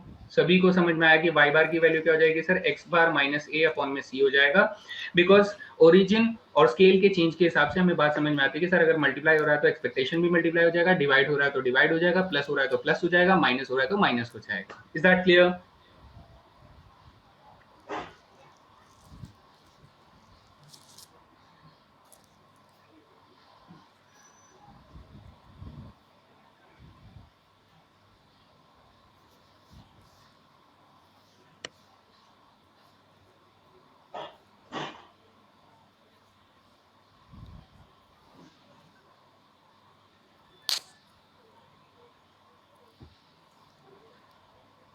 ठीक है, चलिए आगे बढ़ते हैं। यहां तक अच्छे से समझ में आ गए बच्चे लोग? चलिए ये बहुत इंपॉर्टेंट है बेटा, बार बार इसके ऊपर क्वेश्चंस मैं देख रहा हूं तो इसे बिल्कुल इग्नोर नहीं करना है। ठीक है, चलिए अब बेटा वेटेड एवरेज की बात करते हैं। ये वेटेड एवरेज अपने आप में थोड़ा सा इंटरेस्टिंग कॉन्सेप्ट है, इसे बहुत ध्यान से सुनिएगा, ये इंटरेस्टिंग कॉन्सेप्ट है। इसका फॉर्मूला आप लोग लिख लो, ये फॉर्मूला आप लोगों को इस्तेमाल करना पड़ सकता है, लेकिन मैं आपको समझाता हूँ, इसको क्वेश्चन के माध्यम से समझाता हूँ। ये बड़ा मजेदार सवाल हो जाएगा जब आप इस चीज को सीख जाएंगे। मैं यहाँ पर कह रहा हूँ कि सर किसी क्लास के अंदर हमारे पास कितने लड़के हैं सर? किसी क्लास में हमारे पास 25 लड़के हैं और 15 लड़कियां हैं सर। 25 लड़के हैं, 15 लड़कियां हैं। मैंने क्या बोला? 25 लड़कों का वजन सर 40 केजी एवरेज है। एवरेज वेट कितना है बेटा? एवरेज वेट जो है मैं कहता हूं सर 40 केजी, और इनका कितना है सर? 30 केजी मैंने बोल दिया। तो मुझे सवाल पूछा जाता है, मुझसे सवाल पूछा जाता है कि sir average weight of whole class कितनी है? पूरे क्लास में अगर लड़का और लड़की सबके वेट का एवरेज मांगा जाए तो आप लोगों से सवाल पूछा जाएगा कि पूरे क्लास का एवरेज वेट कितना होगा। तो हम क्या करते हैं बेटा? हम लोग कहते हैं कि सर ये जो है ये N1 है और ये जो है सर N2 है, ये सर A1 है और ये सर हमारा पास A2 है, और ये हमारा जो एवरेज A होता है। तो यहाँ पर हम लोग फॉर्मूला क्या लगाते हैं सर? N1 को A1 से मल्टीप्लाई करते हैं, प्लस N2 को बेटा A2 से मल्टीप्लाई करते हैं, और divided by total number that is N1 plus N2 कर देते हैं, है ना। एलिगेशन मेथड इसको नहीं बेटा, इसके दूसरे टाइप को कहते हैं, हम लोग डिस्कस करेंगे अभी कि सर ये हमारे पास कितना हो जाएगा? N1 इंटू A1, 25 चौके 100 हो जाएगा, तो बेटा ये 1000 हो जाएगा। 15 या 45 यानी कि सर ये 450 हो जाएगा, और डिवाइडेड बाई 25 प्लस 15 करूंगा तो 40 हो जाएगा, यानी सर ये 1450 डिवाइडेड बाई 40 आ जाएगा। तो यहाँ से एवरेज कितना आ जाएगा बेटा? 4 3 जा 12 हो जाएगा, बचेंगे 2 तो 4 6 जा 24 हो जाएगा, और बचेंगे 1 तो 4 2 जा 8, यानी 36.25 मेरा आंसर हो जाएगा। यहां तक बात समझ में आती है बेटा सभी को? किसी को कोई भी सवाल है यहाँ तक? है ना, इतनी सी बात समझ में आ गई कि सर एवरेज पूरे क्लास का एवरेज कितना हो जाएगा सर? पूरे क्लास का एवरेज हो जाएगा 36.25। ये सवाल ऐसे आया तो आप लोग ऐसे निकालोगे, लेकिन क्या हो कि सर उसने मेरे को ना इस बार ऐसे कुछ बोल दिया कि सर क्लास के अंदर जो है ना वो हमारे पास 40 स्टूडेंट्स हैं। कितने हैं बेटा? 40 स्टूडेंट्स हैं हमारे पास क्लास में, ठीक है, ठीक है, 40 स्टूडेंट्स हैं। मुझे ये बोलता है कि सर एवरेज ऑफ लड़कों का जो एवरेज है वो कितना है सर? 40 केजी है। लड़कियों का जो एवरेज है वो सर कितना है? लड़कियों का एवरेज सर 30 केजी है, और पूरे क्लास का जो एवरेज है वो कितना है सर? 36.25 केजी है। तो मुझे बताइए कि सर लड़के कितने हैं और लड़कियां कितनी हैं? अब ये सवाल अगर ऐसे पूछा जाए तो हम लोग क्या करेंगे बेटा? हम लोग एक बहुत ही खूबसूरत मेथड को अप्लाई करेंगे जिसे हम लोग एलिगेशन मेथड कहते हैं। क्या कहते हैं बेटा? एलिगेशन मेथड कहते हैं। ये काफी इफेक्टिव मेथड होता है इस तरह के क्वेश्चन को सॉल्व करने के लिए। इसमें हम लोग क्या करते हैं बेटा? इसको बहुत ध्यान से समझिएगा। सबसे पहले हम लोग एवरेज ऑफ बॉयज को यहाँ पर लिखते हैं। एवरेज ऑफ बॉयज कितना है सर? एवरेज ऑफ बॉयज हमारे पास 40 है। कितना है सर? यहाँ पर 40 है, मैंने बॉयज के लिए यहाँ पर लिखा है। और फिर एवरेज ऑफ गर्ल्स हमारे पास कितना है सर? एवरेज ऑफ गर्ल्स हमारा 30 है, तो यहाँ पर ऐसे लिख देते हैं। और फिर टोटल एवरेज यानी पूरी क्लास का जो एवरेज है वो कितना है सर? वो 36.25 है। कितना है? 36.25 हमारे पास ये एवरेज निकल कर आता है। Now what you have to do बेटा, आपको क्या करना है? आपको इस नंबर और इस नंबर का डिफरेंस करके देना है। तो इन दोनों का डिफरेंस कितना हो जाएगा? आप कहेंगे सर इसका डिफरेंस 3.75 होना चाहिए। कितना होना चाहिए बेटा? 3.75 होना चाहिए। कितना होना चाहिए? 3.75 होना चाहिए। और इसका डिफरेंस कितना हो जाएगा सर? इसका और इसका डिफरेंस सर 6.25 हो जाएगा। अब मेरे पास क्या होता है बेटा? यहाँ पर ये जो दो नंबर्स आप लोग देख रहे हो दैट इज 6.25 और 3.75, ये बेटा जो भी रेशियो मेंटेन कर रहे होंगे वही रेशियो बॉय और गर्ल का होगा। यानी बॉय का रेशियो इससे रिसेंबल करेगा और गर्ल का रेशियो इससे रिसेंबल करेगा, चाहे आपने डिफरेंस कहीं से भी निकाला हो। अगर आपने इधर बॉय का एवरेज रखा है तो बॉय का रेशियो इधर आ जाएगा, और इधर आपने गर्ल अगर रखा है तो गर्ल का रेशियो इधर की तरफ मिल जाएगा। यानी सर अगर मैं 6.25 को अगर मैं 3.75 के नीचे रखकर कैंसिलेशन करना शुरू करूं तो मेरा रेशियो क्या बनकर आएगा सर? 5 के टेबल में 5 125 कट जाएगा, 5 के टेबल में 5 7 35 75 कट जाएगा, 25 के टेबल में ये 5 बार कट जाएगा, ये 3 बार कट जाएगा। कितनी बार कट जाएगा? यानी सर हमारे पास बॉयज की काउंटिंग और गर्ल्स का जो रेशियो रहेगा वो क्या रहेगा सर? बॉयज और गर्ल्स का रेशियो 5:3 रहेगा। कितना रहेगा?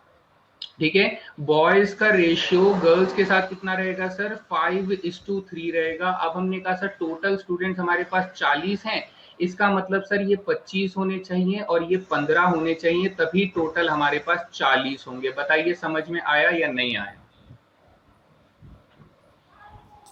Is that clear?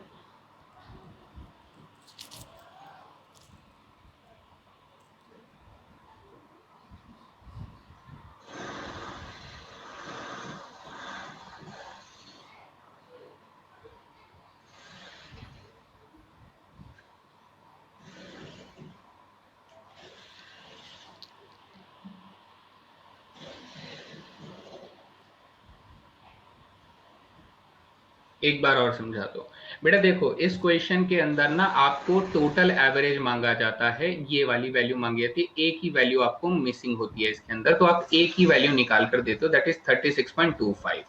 फिर आप यहाँ पर क्या होता है सर, एक ही वैल्यू आपको दे दी जाती है, जबकि आपको बॉय की काउंटिंग और गर्ल्स की काउंटिंग मिसिंग होती है। तो सबसे पहले इन दोनों क्वेश्चन में फर्क को समझो। इसमें देखो बेटा, बॉय की काउंटिंग और गर्ल्स की काउंटिंग हमें दी हुई है, यानी 25 और 15 हमें दी हुई है। ठीक है। तो अब मैं यहाँ पर ये कहूंगा कि सर अगर मुझे ये वाली वैल्यूज मिसिंग है, यानी बॉय की काउंटिंग और गर्ल की काउंटिंग मिसिंग है, तो we go for alligation method. We go for alligation method. इस एलिगेशन मेथड में हम लोग क्या करते हैं, फिर से एक बार देख लो बेटा, ये यही सबसे इंपॉर्टेंट पार्ट है, ध्यान से सुन लो। उसके बाद तो रेशियो का खेल है बेटा, रेशियो ही समझ में आना चाहिए। हमने ये कहा कि सर बॉयज का एवरेज कितना है? सर बॉयज का एवरेज 40 केजी है, गर्ल्स का एवरेज सर 30 केजी है, और टोटल क्लास का एवरेज जो है वो 36.25 केजी है। कितना है? 36.25। अगर मैं 40 से 36.25 को माइनस करूंगा तो मेरे पास बेटा 3.75 आ जाएगा। कितना आ जाएगा बच्चे लोग? 3.75 आ जाएगा। और अगर मैं 30 से 36.25 को माइनस करूंगा तो मेरा डिफरेंस जो आएगा वो बेटा 6.25 आ जाएगा। तो मैं ये कहना चाहता हूं कि यहाँ जो नंबर आ रहा है और यहाँ जो नंबर आ रहा है, ये बॉयज का एवरेज था, ये गर्ल्स का एवरेज था। तो बॉयज का रेशियो और गर्ल्स के रेशियो जो रहेगा वो इन दोनों नंबर्स का रेशियो रहेगा।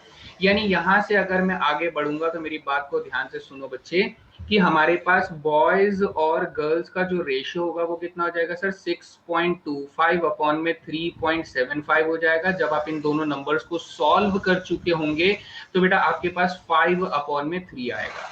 यानी सर बॉयज और गर्ल्स का रेशियो कितना है? 5:3 रेशियो है। अगर मेरे पास टोटल 40 स्टूडेंट्स है तो बेटा बेसिक कैलकुलेशन है, 25 लड़के होने चाहिए और 15 लड़कियां होनी चाहिए, तभी तो 5 और 3 का रेशियो होगा। So in this way we apply the alligation method. Is that clear?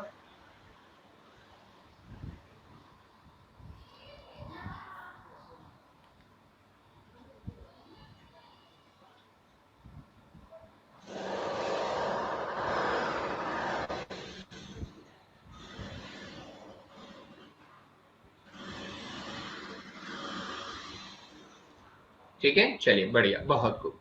बात अगर समझ में आ गई तो बेटा भेड़ दो। ये सवाल कितने देर लगेगी देखते हैं इस क्वेश्चन को आंसर करने के लिए, and I will wait for your answer. हो रहा है यहाँ कि हमसे क्या क्या बोल रहा है। ये कह रहा है सर कंबाइंड ग्रुप का जो एवरेज है, ठीक है, मेन एंड वुमेन का, वो क्या है सर? 25 साल है। यानी बीच में मैं क्या लिखूंगा सर? 25 साल लिखूंगा, जो कंबाइंड ग्रुप का होता है। फिर इसने बोला sir average age of main क्या है सर? 26 साल है, यानी आदमियों का एवरेज एज बेटा मैं यहां लिख देता हूं। फिर उसने बोला कि and that of group of women का बेटा 21 साल है, तो वुमेन अगर इधर लिख रहा हूं तो इधर 21 लिख दूंगा। तो मुझे क्या करना है सर? मुझे इन दोनों नंबर्स का डिफरेंस चेक करना है। इन दोनों नंबर का डिफरेंस सर 1 हो जाएगा, इन दोनों नंबर का डिफरेंस कितना हो जाएगा सर? 4 हो जाएगा।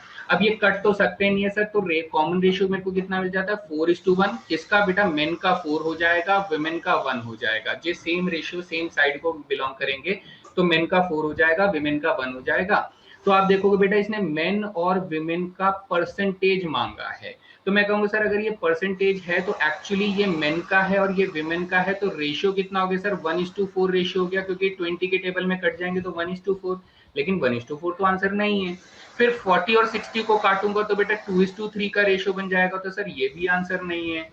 60 और 40 को काटूंगा तो सर 3:2 का रेशियो हो जाएगा, तो सर ये भी आंसर नहीं है। लेकिन 80 और 20 को अगर मैं कैंसिल करूंगा तो बेटा 4:1 का रेशियो बन रहा है, यानी मेरा ऑप्शन नंबर डी ही सही जवाब होना चाहिए। बताइए क्लियर हो गया सभी को?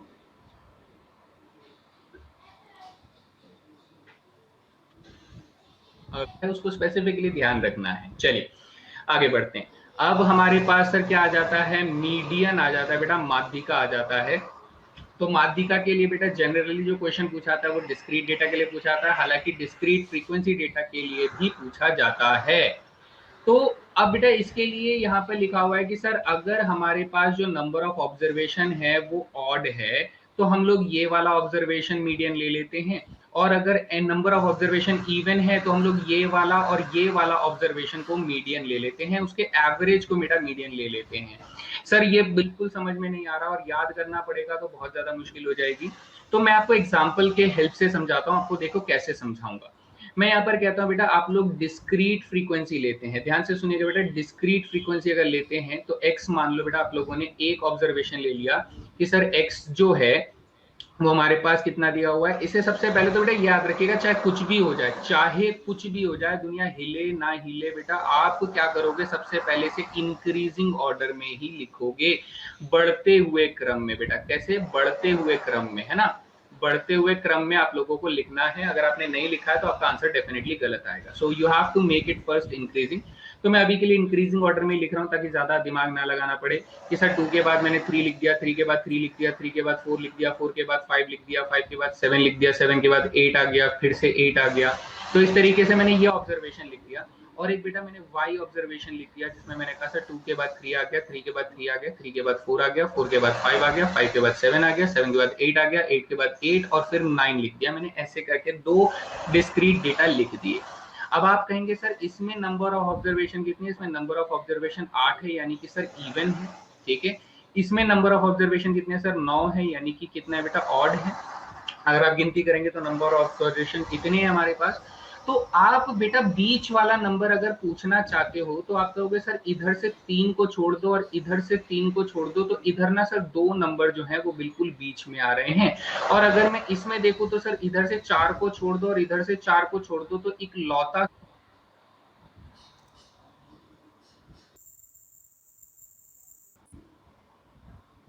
वाला नंबर है। तो अकॉर्डिंग टू दिस सर इसमें तो मेरा बिल्कुल कंफ्यूजन नहीं है कि इसमें मेरा मीडियन यानी माध्यिका कौन होगा। सर इसमें मेरा माध्यिका 5 हो जाएगा, क्योंकि सबसे बीच में कौन बैठा है सर, सबसे बीच में अपना 5 बैठा है। कौन बैठा है सबसे बीच में, 5 बैठा है। जबकि सर इसमें हमारा जो मीडियन है वो थोड़ा सा कंफ्यूजिंग हो जाता है, तो हम बोलते हैं सर इस वाले में मीडियन कितना होना चाहिए, इस वाले में मीडियन हमारे पास 4 भी है और 5 भी है। तो हम लोग क्या करते हैं सर, 4 और 5 को जोड़ के उसका हाफ कर देते हैं, तो हमारा आंसर 4.5 आ जाएगा। बताइए सभी को समझ में आया कि दोनों डिस्क्रीट डेटा में आप लोग मीडियन को कैसे कैलकुलेट करेंगे बच्चे।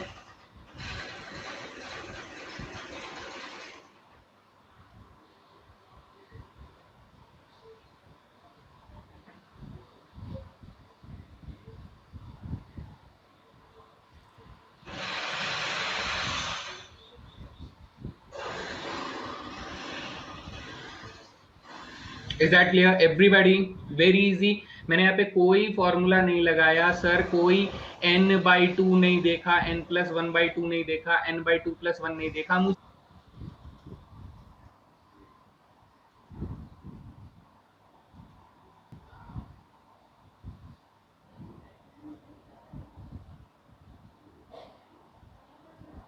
लगाया सर, कोई n/2 नहीं देखा, n+1/2 नहीं देखा, n/2+1 नहीं देखा। मुझे लगाने का मतलब ही नहीं है बेटा, अपना कॉमन सेंस को तेज रखो। कॉमन सेंस क्या कहता है,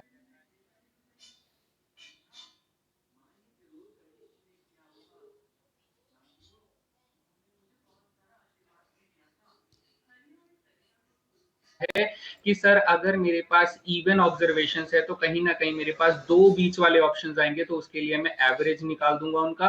और अगर एक ही आ रहा है तो बेटा मीडियन सबसे बीच वाला एलिमेंट होगा and that will be the median. ठीक है, वेरी इजी, वेरी सिंपल, कोई फॉर्मूला लगाने की जरूरत नहीं है, just make your common sense working better. ठीक है, अब उसके बाद सर डिस्क्रीट फ्रीक्वेंसी का तो समझ में आ गया। फ्रीक्वेंसी डेटा का हम लोग क्या करेंगे, सपोज करिए बेटा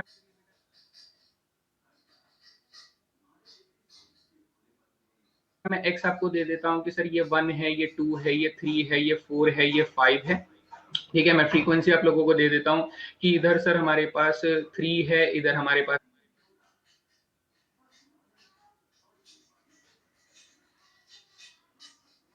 करेंगे, सपोज करिए बेटा मैं x आपको दे देता हूं कि सर ये 1 है, ये 2 है, ये 3 है, ये 4 है, ये 5 है। ठीक है, मैं फ्रीक्वेंसी आप लोगों को दे देता हूं कि इधर सर हमारे पास 3 है, इधर हमारे पास 5 है, इधर हमारे पास 7 है, इधर हमारे पास 3 है। ठीक है, और इधर हमारे पास 2 है बेटा। इस तरीके से मैं यहाँ पर आप लोगों को दे देता हूँ, ऐसा कुछ ऑब्जर्वेशन दे देता हूँ। This is the frequency distribution of a data. And in this case मुझे अगर मीडियन निकालना हो तो मुझे ना बेटा एक काम करना होता है, मुझे एक नया कॉलम बनाना होता है, जिससे हम लोग CF को क्या कहते हैं बेटा, CF को हम लोग कहते हैं कम्युलेटिव फ्रीक्वेंसी कहते हैं। क्या कहते हैं बेटा, कम्युलेटिव फ्रीक्वेंसी कहते हैं। ये कम्युलेटिव फ्रीक्वेंसी क्या होता है, ये अपना फ्रीक्वेंसी वाले कॉलम का स्टेप वाइज एडिशन होता है। यानी कि सर सबसे पहला एलिमेंट कौन है, 3, तो अगला एलिमेंट अगर मैं इसमें जोड़ दूंगा, अगला एलिमेंट अगर मैं जोड़ दूंगा फ्रीक्वेंसी का, तो मेरे पास क्या आ जाएगा सर, 8 आ जाएगा। फिर अगला एलिमेंट अगर मैं इसमें जोड़ दूंगा तो मेरा नेक्स्ट एलिमेंट विल बी 15 हो जाएगा बेटा। नेक्स्ट एलिमेंट में जोड़ दूंगा तो मेरा नेक्स्ट एलिमेंट क्या हो जाएगा, दैट विल बिकम 18 हो जाएगा। नेक्स्ट एलिमेंट में जोड़ दूंगा तो लास्ट मेरा एलिमेंट कितना हो जाएगा सर, 20 हो जाएगा। यानी बात यहां तक समझ में आ गई बच्चा लोग आप लोगों को? ठीक है, तो ये जो आखिरी वाला नंबर होता है ना, ये जो आखिरी वाला नंबर होता है, यही मेरा बेटा सिग्मा एफ होता है। यही कौन होता है, सिग्मा एफ होता है। So this is the sigma F. अब हमें क्या करना है सर, मीडियन कौन होता है, मीडियन इस कंडीशन के अंदर, ध्यान से सुनिएगा बेटा, इस कंडीशन में मीडियन जो होता है वो sigma F by 2th observation होता है। कौन होता है बेटा, sigma F by 2th observation होता है। यानी कि सर सिग्मा एफ तो हमारे पास 20 है, तो 20/2 करूंगा तो कौन सा ऑब्जर्वेशन हो जाएगा सर, 10th ऑब्जर्वेशन हो जाएगा। कौन सा हो जाएगा बेटा, 10th ऑब्जर्वेशन हो जाएगा। ठीक है, अब ध्यान से सुनिएगा, ध्यान से सुनिएगा, सबसे इंपॉर्टेंट खेल यहीं पर आ रहा है। सर यहां तक कितने ऑब्जर्वेशन लिखे हैं, यहां तक केवल 3 ऑब्जर्वेशन लिखे हैं, क्योंकि यहां तक 3 ही फ्रीक्वेंसी हो रही है। सर यहां तक कितने ऑब्जर्वेशन लिखे हैं, यहां तक 8 ऑब्जर्वेशन लिखे हैं। यहां तक कितने लिखे हैं सर, 5 लिखे हैं। यानी सर अगर मुझे 10वां ऑब्जर्वेशन चाहिए तो 8 के बाद वाले ऑब्जर्वेशन में ही तो मिलेगा। यानी कि मेरा सर मीडियन कौन हो जाता है, मेरा मीडियन हो जाता है बेटा 3। मेरा 10वां ऑब्जर्वेशन कौन हो जाएगा बेटा, 3 हो जाएगा। ये हमारा आंसर हो जाएगा। इज दैट क्लियर बेटा, सभी को क्लियर हो गया?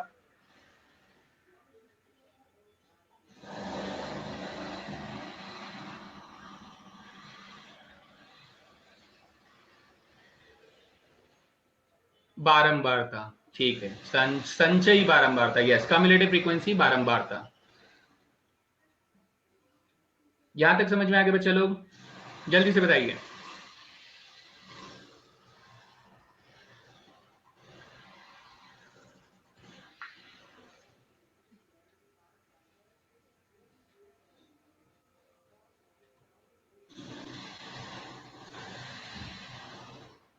अगर अभी तक नहीं समझ में आया कि ये कैसे हो रहा है तो बेटा मैं थोड़ा सा और एक्सप्लेन कर देता हूं। इसे देखिए, खुद से एक बार कॉमन सेंस लगाइए कि सर क्या बोलना चाहते हैं, ऐसी कौन सी बात बोलना चाहते हैं जो अभी तक मैं नहीं समझ में आई है। हमने कहा सर 1 कितनी बार है, 3 बार है। 1 3 बार है, तो इस डेटा को अगर मैं डिस्क्रीट फॉर्मेट में लिखना चाहूँ, इस फ्रीक्वेंसी डेटा को डिस्क्रीट में लिखना चाहूँ, तो एक्स ऑब्जर्वेशन को आप कैसे लिखोगे सर, 1 कितनी बार है, 1 हमारा 3 बार है, क्योंकि 1 की फ्रीक्वेंसी कितनी है, 3 है। फिर 2 कितनी बार है सर, 5 बार है। 2 5 बार है, यानी 2 2 2 2 2 2 कितनी बार है सर, 5 बार है। फिर 3 कितनी बार है सर, 3 हमारा 7 बार है, तो 3 3 3 3 3 3 और 3। फिर 4 कितनी बार है सर, 4 हमारा 3 बार है, तो 4 4 4 लिख दिया। फिर 5 कितनी बार है सर, 5 हमारा 2 बार है, लीजिए 5 को 2 बार और लिख दिया। अब मैं कह रहा हूं कि सर मुझे क्या चाहिए, मुझे चाहिए 10वां ऑब्जर्वेशन। तो 10वां ऑब्जर्वेशन कहां मिलेगा सर, 1 2 3 4 5 6 7 8 9 10। सर 10वां ऑब्जर्वेशन कौन है, 10वां ऑब्जर्वेशन 3 है, इसीलिए मेरा आंसर कौन है, 3 है। बात समझ में आ गई सभी को? मैंने थोड़ा और एक्सप्लेन कर दिया बेटा, किसी को अगर कोई भी दिक्कत रहे तो एटलीस्ट वो अच्छे से समझ जाए कि 3 आंसर क्यों है।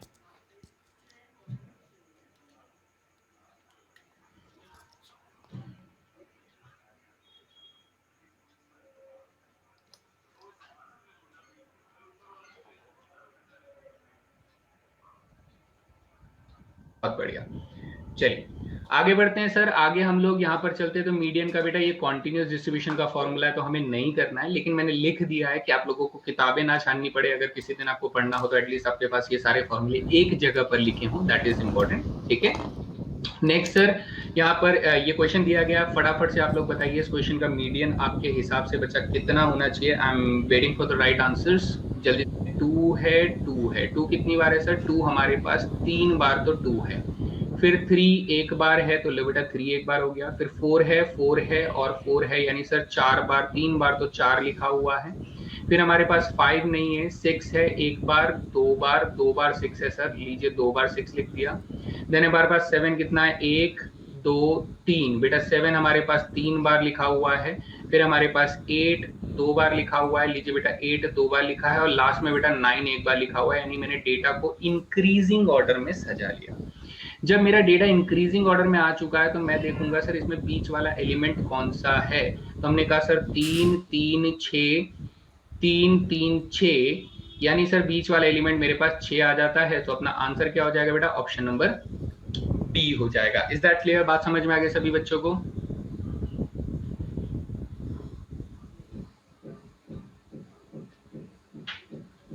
ठीक है, एवरीबॉडी क्लियर? सो इस तरीके से मैं यहाँ पर आंसर निकालने वाला हूँ। व्हेनेवर डिस्क्रीट फ्रीक्वेंसी का मुझे मीडियन पूछेगा तो पहला स्टेप है बेटा उसे इंक्रीजिंग ऑर्डर में रखना है, और इंक्रीजिंग ऑर्डर में रखने के बाद आपको ये बताना है कि कौन सा सबसे बीच वाला एलिमेंट यहाँ पर पाया जाएगा। ठीक है बच्चे लोग? Answer is 6। Very good. चलिए आगे बढ़ते हैं, अगला सवाल देखते हैं बेटा। ये फ्रीक्वेंसी डेटा पे क्वेश्चन पूछा जा रहा है, तो इस क्वेश्चन का आंसर भी आप लोग देने की कोशिश करें और फटाफट से। I am waiting for the right answer. Sir सबसे पहले मुझे कम्युलेटिव फ्रीक्वेंसी का एक कॉलम बनाना पड़ेगा। सो कम्युलेटिव फ्रीक्वेंसी अगर मैं बनाऊंगा तो मुझे फ्रीक्वेंसीज को जोड़ते हुए चलना है, यानी 3 + 5 + 8 + 4 12 + 9 7 19 + 5 24 + 2 26 + 1 27 + 3 30 हो जाएगा।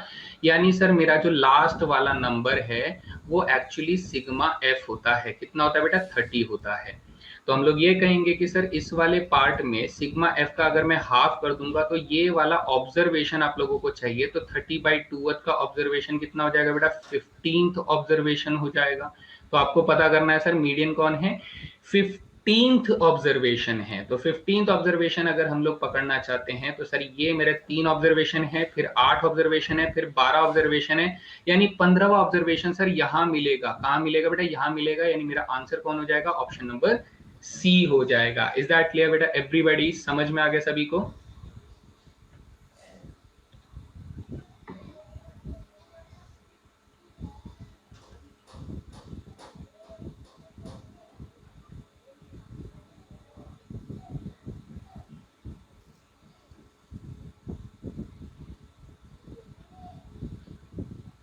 ठीक है, चलिए वेरी वेरी इजी प्रॉब्लम, काफी आसानी से आप लोग आंसर दे सकते हैं इस क्वेश्चन का। कम्युलेटिव फ्रीक्वेंसी बनाकर हम लोग मीडियन यहाँ पर ढूंढते हैं फ्रीक्वेंसी डेटा में। चलिए अब हमारे पास बचता है क्या सर? आखिरी topic, that is called mode, यानी बहुलक। बेटा बहुलक, बहुलक क्या होता है? बहुलक is the most frequent element. Most frequent element माने सर अगर मान लीजिए आपने एक्स और एफ का कॉलम बनाया, आपने यहाँ पे लिखा है कि सर 3 4 5 6 7 8 तक आपने लिखा है, इसकी फ्रीक्वेंसी आपने दे दी बेटा। इसकी फ्रीक्वेंसी इस तरीके से, अब मैं यहाँ पर एक छोटा सा टेबल बना देता हूँ ताकि अंडरस्टैंडिंग रहे। तो 3 की फ्रीक्वेंसी बेटा मैंने आपको 7 दे दी, 4 की फ्रीक्वेंसी 2 दे दी, 5 की फ्रीक्वेंसी मैंने 9 दे दी, 6 की फ्रीक्वेंसी मैंने 3 दे दी, 7 की फ्रीक्वेंसी मैंने 5 दे दी और 8 की फ्रीक्वेंसी मैंने 4 दे दी। तो आप कहेंगे सर इसमें से सबसे ज्यादा मोस्ट फ्रीक्वेंट यानी फ्रीक्वेंसी सबसे ज्यादा किसकी है सर? सबसे ज्यादा फ्रीक्वेंसी हमारी यहाँ पर है। इसका मतलब मेरा मोड कौन हो जाएगा बेटा? मेरा बहुलक हो जाएगा 5। इस क्वेश्चन में मेरा बहुलक कौन हो जाएगा सर? बहुलक मेरा 5 हो जाएगा। कौन हो जाएगा बेटा? 5 मेरा बहुलक हो जाएगा। तो सबसे ज्यादा फ्रीक्वेंसी किसकी है सर? 5 की फ्रीक्वेंसी है, उसे बहुलक कहा जाएगा। Is that clear? सभी को समझ में आ गया है ना? तो ये सिंपल सा कॉन्सेप्ट है, इसमें कोई बहुत बड़ी चीज नहीं है। यहाँ पर जो आपको ध्यान रखना है कि सर अगर किसी डिस्ट्रीब्यूशन में सिर्फ एक ही मोड है तो उसे यूनिमोडाल कहेंगे। अगर किसी डिस्ट्रीब्यूशन में 2 मोड्स आते हैं, क्योंकि हो सकता है सर इसका 9 है तो किसी और की फ्रीक्वेंसी भी 9 हो जाए, यानी तो हम लोग अगर 2 मोड्स पाते हैं तो बेटा उसे बाई मोडल बोलेंगे। ऐसी कोई डिस्ट्रीब्यूशन जिसमें बहुत सारे मोड्स है बेटा उसमें हम लोग मल्टी मोडल कहते हैं। ठीक है, तो ये हालांकि इस पे कभी मैंने इंडिया पे सवाल देखा नहीं है, लेकिन एटलीस्ट एक कॉन्सेप्ट है तो इसे हम लोग याद रख सकते हैं। ठीक है, चलिए, तो डिस्क्रीट के लिए भी बेटा देखो सेम बात है, डिस्क्रीट डेटा है तो भी मोड हमारा इतना ही होगा, मोस्ट फ्रीक्वेंट डेटा ढूंढना है, और डिस्क्रीट फ्रीक्वेंसी डेटा है तो भी मोड आप लोगों को मोस्ट फ्रीक्वेंट डेटा ढूंढना है। तो इसमें कुछ खास नया ताजा नहीं सीखने का है हम लोगों को। बाकी बचा जो हमारा कॉन्टिन्यूस फ्रीक्वेंसी डिस्ट्रीब्यूशन है उसके लिए फॉर्मूला है, लेकिन सर ये तो क्वेश्चन ही नहीं पूछा जाएगा, तो काय को अपना दिमाग खराब करने का, नहीं करना है ना, तो नहीं पूछना है, तो ये हमारा कॉन्सेप्ट हो जाता है। सो लीजिए बच्चा लोग, आखिरी क्वेश्चन यहाँ पर आप लोगों के सामने आता है, इस क्वेश्चन का आंसर दे दो, फिर उसके बाद हम लोग क्वेश्चन टाइम की तरफ चलना शुरू हो जाएंगे। So 45 seconds provided to you for this particular question.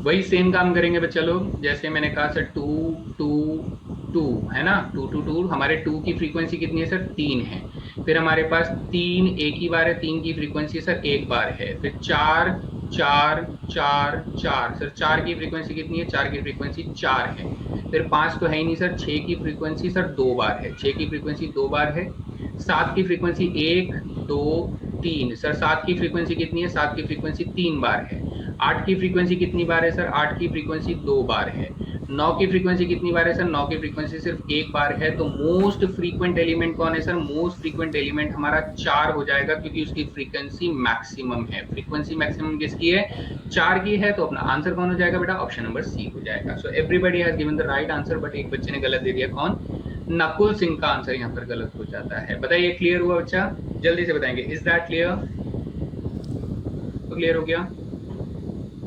Table बना लेते हैं और फिर उसके बाद मोड निकालते हैं, ठीक है, चलिए बहुत बढ़िया। अब बच्चे हमारे पास आखिरी टॉपिक बचता है, that is empirical formula. Empirical formula क्या कहता है ये बेटा, ये 100% ट्रू फॉर्मूला नहीं है, ठीक है, 100% ट्रू नहीं है। यानी अगर आपको लगता है कि सर अगर मैं एक जगह मीन रखूंगा एक जगह मीडियन रखूंगा तो अपने को मोड की वैल्यू मिल जाएगी, नहीं बेटा ये 100% ट्रू नहीं है। This is an approximated formula. Approximated माने यानी आपका आंसर जो होगा ना वो करीब करीब सही आएगा लेकिन एग्जैक्ट नहीं आएगा। दिस इज अ फॉर्मूला जो कि आपको अप्रोक्सीमेटेड वैल्यू देता है, यानी करीब करीब सही वैल्यू देगा, एग्जैक्ट वैल्यू नहीं दे पाएगा ये फॉर्मूला। तो ये फॉर्मूला हम लोग थोड़ा नोट डाउन कर लेंगे कि 3 मीडियन बराबर मोड प्लस 2 मीन, अभी के अभी से नोट डाउन कर लेना है, क्योंकि मैं इसके ऊपर जब क्वेश्चन दूंगा तो तब आपको ये डायरेक्ट लगाना है और लगाते ही आपको आंसर दे देना है, ठीक है बच्चे, इसे अभी के अभी नोट डाउन कर लेना है। आदर्श पांडे, अप्रोक्सीमेटेड फॉर्मूला मतलब अप्रोक्सीमेशन को हम लोग क्या कहते हैं, जैसे बेटा मेरा आंसर मान लो, मैं आपको समझाता हूँ, मैं अप्रोक्सीमेटेड का मतलब हिंदी में तो नहीं जानता लेकिन मैं समझाता हूँ। मान लो बेटा आंसर हमारा एक्चुअल आंसर कितना है, मान लो हमारा आंसर कितना है सर, मेरा एक्चुअल आंसर है 9.8 मीटर पर सेकेंड स्क्वायर, मान लो एक्चुअल आंसर कितना है 9.8 मीटर पर सेकेंड स्क्वायर, लेकिन योर आंसर कितना है बेटा, योर आंसर है बेटा 9.83 मीटर पर सेकेंड स्क्वायर। कितना है बेटा 9.383 मीटर पर सेकेंड स्क्वायर। तो आप कहेंगे सर मेरा आंसर तो 9.81 था, मान लो बेटा कितना था 9.81 था, तो आपका आंसर बेटा 9.83 आ गया, तो आपका ना अप्रोक्सीमेटेड इक्वल आंसर है, एग्जैक्ट इक्वल आंसर आपका नहीं है। यानी सर जब आप इस फॉर्मूले को लगाएंगे तो आपके पास एग्जैक्ट सेम वैल्यू नहीं आएगी, आपके पास करीब करीब सेम वैल्यू आएगी, हमेशा कभी भी आपको एग्जैक्ट वैल्यू नहीं मिलेगी, जो मीन मोड मीडियन की होनी चाहिए वो वाली वैल्यू नहीं मिलेगी। This is an approximated formula, इसीलिए इसको एम्पिरिकल फॉर्मूला कहते हैं। क्या कहते हैं, एम्पिरिकल फॉर्मूला इसे कहा जाता है। बात समझ में आ गई सभी को?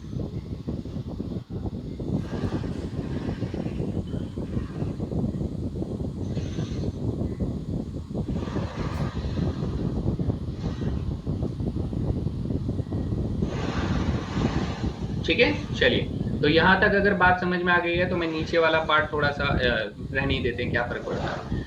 अब जो हमारे पास रहता है बेटा वो मेजर्स ऑफ डिस्पर्शन है। इसके बाद जो भी स्लाइड है वो हम लोग कल की क्लास में करेंगे। तो इसके बाद मैं सीधा कहाँ लेकर जा रहा हूँ बेटा, आप लोगों को सीधा लेकर जा रहा हूँ क्वेश्चन टाइम में। कहाँ लेकर जाते हैं बेटा, क्वेश्चन टाइम में लेकर जाते हैं। जो जो चीजें हम लोगों ने पढ़ी अब उसके ऊपर हम लोग सवाल करना शुरू करेंगे, ठीक है बच्चे लोग।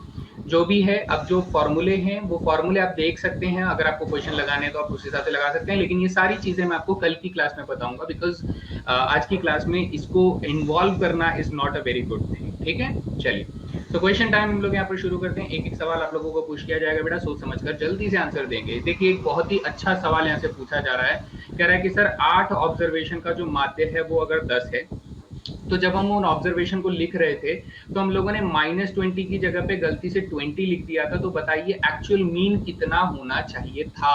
अगर हम लोग सही नंबर्स को लिखते तो हमारा एक्चुअल मीन कितना होना चाहिए था? ये क्वेश्चन है, काफी बेहतरीन सवाल है बेटा।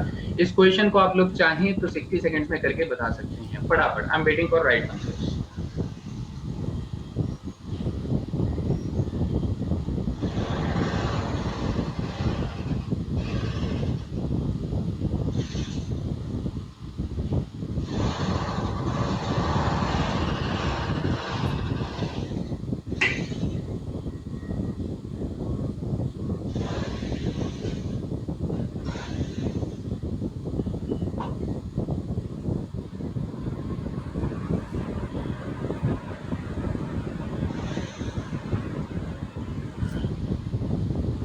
ओके, केवल एक ही बच्चे का आंसर आया अभी तक।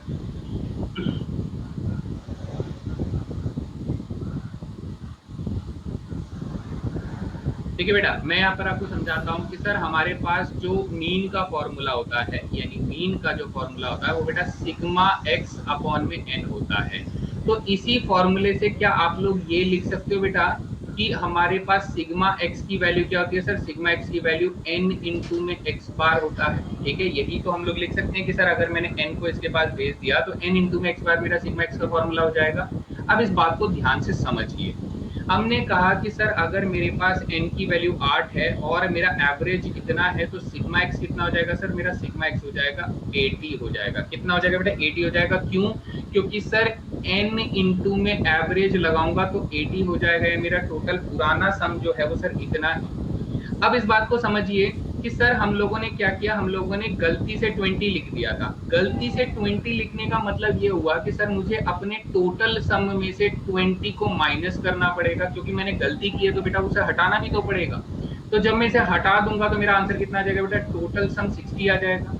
लेकिन सर मुझे उसकी जगह पे क्या लिखना था? मुझे उसकी जगह पे ये भी तो लिखना था, माइनस के 20 भी तो जोड़ना था ना। तो माइनस के 20 अगर मैं जोड़ूंगा तो मैं प्लस कर दूंगा बेटा कौन सी वैल्यू? माइनस के 20 वैल्यू को प्लस कर दूंगा तो मेरा नया सम क्या हो जाएगा? मेरा नया सम 40 हो जाएगा। तो ये मेरा बेटा न्यू सिग्मा एक्स हो जाएगा। अगर आप लोगों को बात समझ में आई है तो जल्दी से बताइए, क्या ये मेरा न्यू सिग्मा एक्स हो जाएगा? और अगर मेरा न्यू सिग्मा एक्स है तो बेटा मेरा न्यू एक्स बार कितना हो जाएगा? तो आप कहेंगे सर 40 को इस बार 8 से भाग कर दो तो मेरा आंसर हो जाएगा 5। तो right answer is option number 1। बताइए क्लियर हुआ सभी बच्चों को? जल्दी से बताएंगे। Is that clear?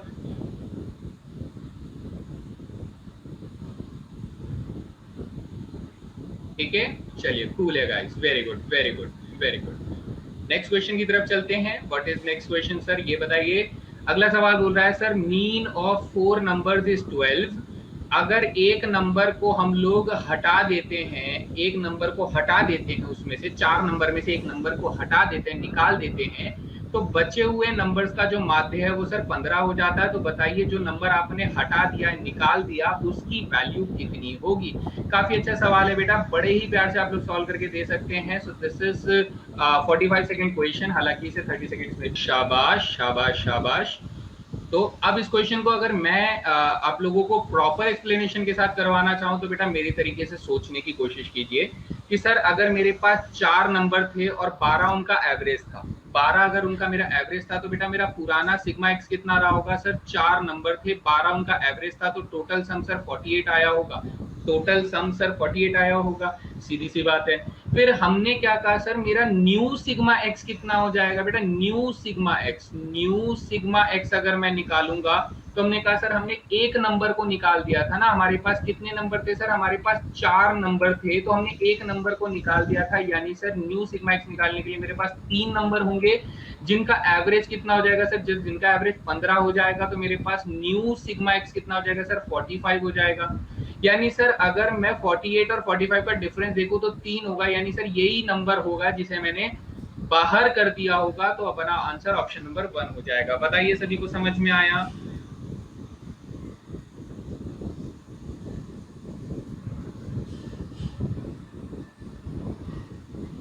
Is that clear? मैं फिर से एक बार एक्सप्लेन कर देता हूँ जल्दी जल्दी से।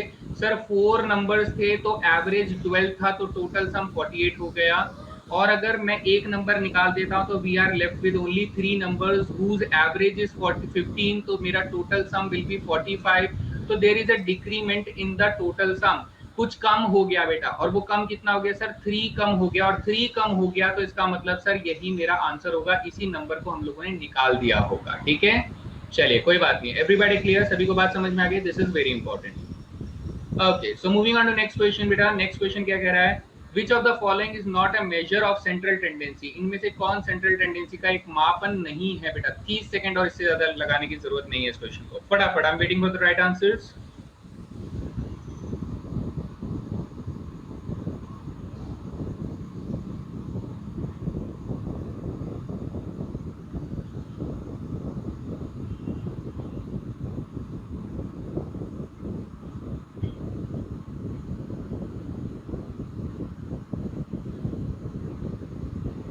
शाबाश शाबाश, जनता बहुत स्मार्ट, बहुत ही तेज, बहुत ही खूबसूरत।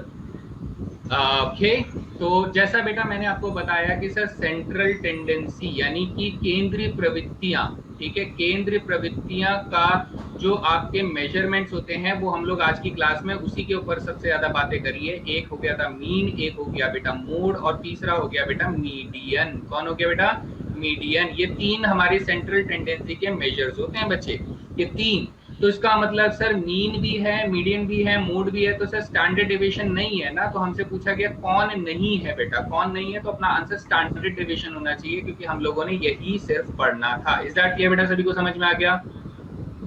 ठीक है, सेंट्रल टेंडेंसी केंद्रीय प्रवृत्ति के जो मापन प्रक्रियाएं होती हैं उनमें से मीन, मोड, मीडियन आता है। स्टैंडर्ड डेविएशन बेटा डिस्पर्शन यानी कि फैलाव का जो मापन होता है स्टैंडर्ड डेविएशन होता है। ठीक है, हम लोग इसको कल की क्लास में पढ़ेंगे। नेक्स्ट क्लास में हम लोग देखेंगे कि स्टैंडर्ड डेविएशन, वेरिएंस, ये सब क्या क्या होते हैं। ओके, नेक्स्ट क्वेश्चन बेटा यहाँ पर क्या कह रहा है कि सर यदि ये जो आपके पास ऑब्जर्वेशन है, ठीक है, ये जो अवलोकन आप लोगों को दिए गए हैं, इन अवलोकनों का जो मोड है बेटा, बहुलक जो है वो अगर 7 है, तो बताइए के का मान क्या होगा? जो के यहाँ पर आपका मिसिंग है बेटा, ये के जो है इसका के का मान बताना है। हलवा क्वेश्चन है बेटा, क्या ही बताऊं, ऐसे ऐसे क्वेश्चन यहाँ पर रखे हुए हैं।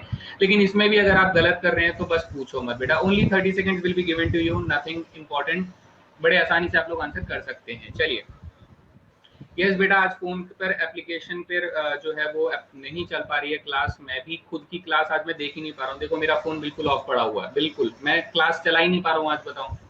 लेकिन मुझे तो ये लगा था कि आप लोग भी क्लास में नहीं आ पाओगे, लेकिन आप लोग आ गए, दैट इज वेरी गुड। मैं तो अपनी क्लास ढूंढ ही नहीं पा रहा हूँ, बताओ। टीचर अपनी ही क्लास एप्लीकेशन में नहीं ढूंढ पा रहे हैं, और क्या बोलोगे बताओ। कितना बड़ा टेक्नोलॉजी एरर है ना। तो अब इस क्वेश्चन में मैं अगर आप लोगों को थोड़ी देर के लिए फोकस करवाऊं तो बेटा बस बात है करने के लिए, वरना कॉमन सेंस है बेटा। मैं सीधा सीधा अगर इस क्वेश्चन को सॉल्व करना चाहूंगा तो मैं इस 2k+5 को ना बेटा, इस 2k+5 को मैं 7 रख दूंगा। तो अगर मैं ये 2k+5 को 7 रख दूंगा तो मेरे पास 2k बराबर बेटा 2 आ जाएगा, तो k की वैल्यू बच्चे 1 आ जाएगी। तो k की वैल्यू 1 हो जाएगी। लेकिन बच्चा ये पूछता है कि सर आपने इस 2k+5 को 7 काइकू रखा, मतलब क्यों रखा आपने 2k+5 को 7? कोई मतलब है, कोई सेंस है इस बात का, है ना, कि 2k+5 को आप 7 रख दोगे, मतलब मोड 7 दिया तो आप 7 रख दोगे? नहीं बेटा, इसके पीछे एक कॉमन सा सेंस है। अगर आप ध्यान दोगे तो बेटा एक एलिमेंट यहाँ पर नोट करना मेरे साथ साथ, है ना। ये जो एलिमेंट आप लोगों के पास है बेटा, देखो 6 6 6, हमारे पास जो 6 की फ्रीक्वेंसी है ना बेटा, 6 की फ्रीक्वेंसी 3 है। वहीं पर अगर आप 7 7 और 7 देखोगे तो मुझे गिनने पर 7 की फ्रीक्वेंसी भी 3 दिख रही है। तो सर मैं यहाँ पर कंफ्यूजन में आ जाता हूँ कि सर इन दोनों की फ्रीक्वेंसी अगर बराबर है तो मोड सिर्फ 7 कैसे हो सकता है? मोड सिर्फ 7 कैसे हो सकता है? ठीक है, ध्यान से मेरी बात सुनिएगा बेटा। मोड सिर्फ 7 कैसे कर सकता है कि मोड 7 हो जाए जबकि इन दोनों की फ्रीक्वेंसी बराबर है? तो इस डेटा डिस्ट्रीब्यूशन में 7 मोड होने के लिए सर 7 की फ्रीक्वेंसी 4 होनी चाहिए थी, तभी वो मोड बनेगा। तभी वो मोड बनेगा, इसकी फ्रीक्वेंसी 4 होनी चाहिए थी।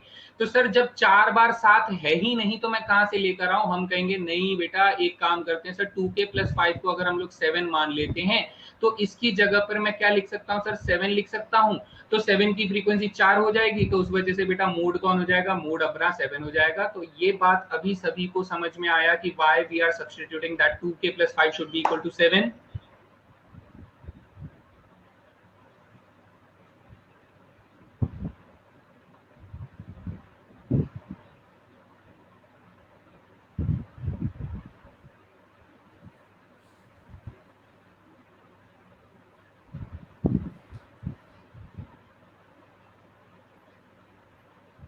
ठीक है बच्चा लोग, जल्दी से बताइए, जल्दी से बताइए, सभी को क्लियर हुआ या नहीं हुआ? अभी भी कोई डाउट तो नहीं है? ठीक है, अब हालांकि सबका आंसर सही आया है, कोई प्रॉब्लम वाली बात नहीं है। चलिए आगे बढ़ते हैं। फिर ये रहा नेक्स्ट क्वेश्चन बेटा, ये कह रहा है कि सर मुझे मीन मोड मीडियन बताइए इस डेटा डिस्ट्रीब्यूशन का। काफी आसान सवाल है बेटा, मैं आप लोगों को 45 सेकंड दे रहा हूं, अपना डिसीजन लीजिए और फटाफट सही आंसर लगाइए इस क्वेश्चन का।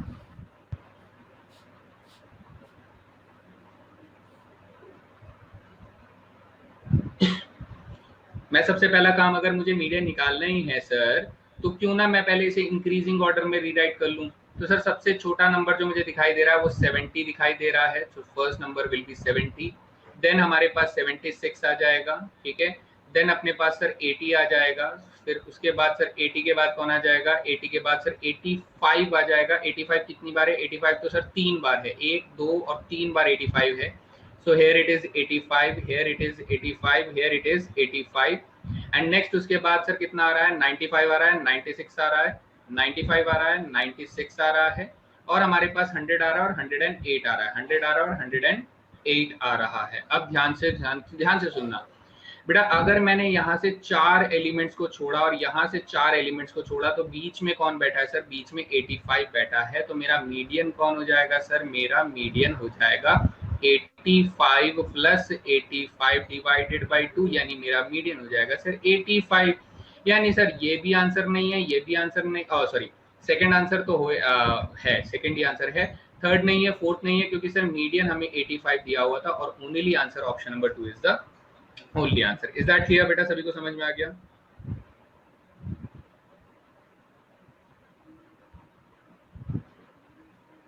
सभी को क्लियर हो गया बच्चा?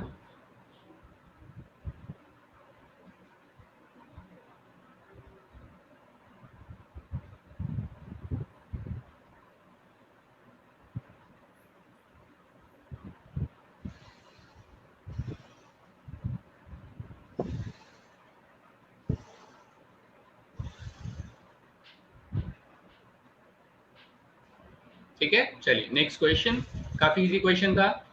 अगला सवाल क्या कह रहा है सर? अगला सवाल ये कह रहा है कि in a frequency distribution the mean and the median are 11 और 12, तो बताइए सर मोड कितना होगा? अप्रोक्सीमेटली लगभग कितना होगा, ये आप लोगों को बताना है। हलवा क्वेश्चन है बेटा, आप लोगों को अगर फॉर्मूला याद है तो बड़े प्यार से आप लोग आंसर निकाल सकते हो। So only 45 seconds will be given to you for this question, but हाँ काफी आसान है, 30 सेकंड्स के अंदर भी आप लोग निकाल सकते हैं।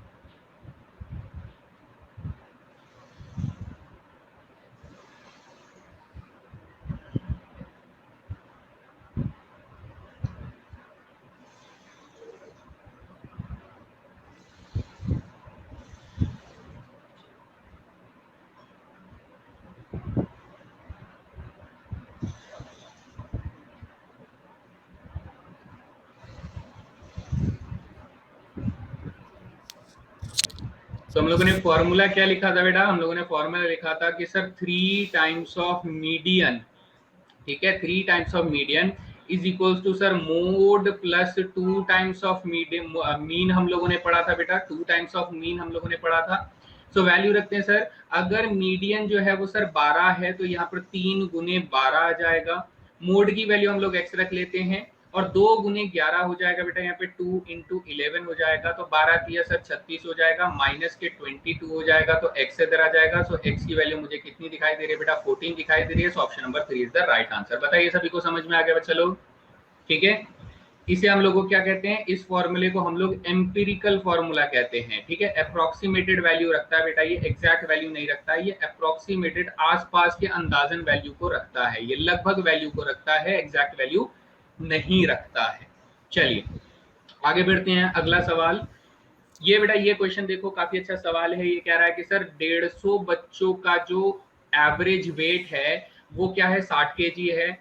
एवरेज वेट लड़कों का सर 70 केजी है, लड़कियों का 55 केजी है। तो बताइए क्लास में लड़कों और लड़कियों की संख्या कितनी कितनी है। काफी मजेदार सवाल है बेटा, आपको इस क्वेश्चन का आंसर देने में बिल्कुल भी देरी नहीं लगनी चाहिए, लेकिन स्टिल मैं आप लोगों को 45 सेकंड का समय दे रहा हूँ इस क्वेश्चन के लिए। चलिए टूट पड़िए इस क्वेश्चन पर।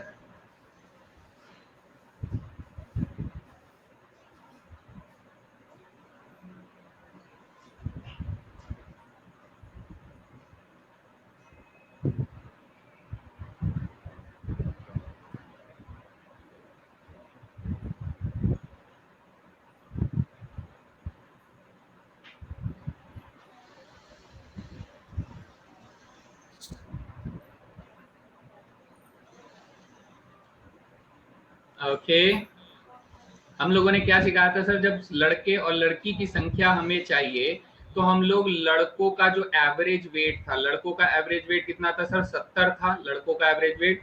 लड़कियों का एवरेज वेट कितना था सर, 55 केजी था, तो लड़कियों का एवरेज वेट सर 55 केजी दिया हुआ है। और पूरी क्लास का एवरेज वेट कितना दिया सर, 60 दिया है, पूरी क्लास का एवरेज वेट 60 दिया है। तो हम कहेंगे सर इससे अगर मैं इसको डिफरेंस करूंगा तो सर 10 आ जाएगा, इसको अगर मैं इससे डिफरेंस करूंगा तो सर 5 आ जाएगा, और 5 और 10 का अगर मैं रेशियो निकालूंगा तो बेटा ये रेशियो कैंसिल आउट होकर 1:2 बन जाएगा। कितना बन जाएगा बेटा, 1:2 बन जाएगा। और अगर ये 1:2 बन रहा है तो बेटा यहाँ पर खुद से सोचिए, जरा सोचिए कि कितनी कॉमन सी बात मैं बोल रहा हूँ सर। 75 और 75 अगर आप रेशियो को काटोगे तो ये 1:1 बनेगा, तो सर ये अपना पहला आंसर तो नहीं है। 50 और 100 को काटोगे तो बेटा ये रेशियो 1:2 बनेगा, तो सर ये आंसर हो सकता है। 70 और 80 को काटोगे तो बेटा रेशियो आपका 7:8 बन रहा है, तो सर ये वाला आंसर नहीं है हमारा। 100 और 50 को काटोगे तो बेटा मेरा रेशियो 2:1 बन जाता है, तो सर मेरा ये वाला आंसर भी नहीं है। So only answer is option number 2। बताइए सभी को समझ में आया बच्चा लोग,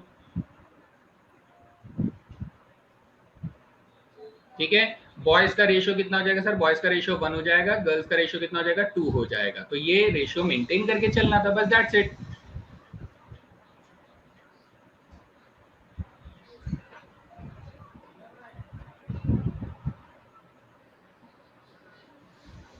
ठीक है, समझ में आ गया सभी को।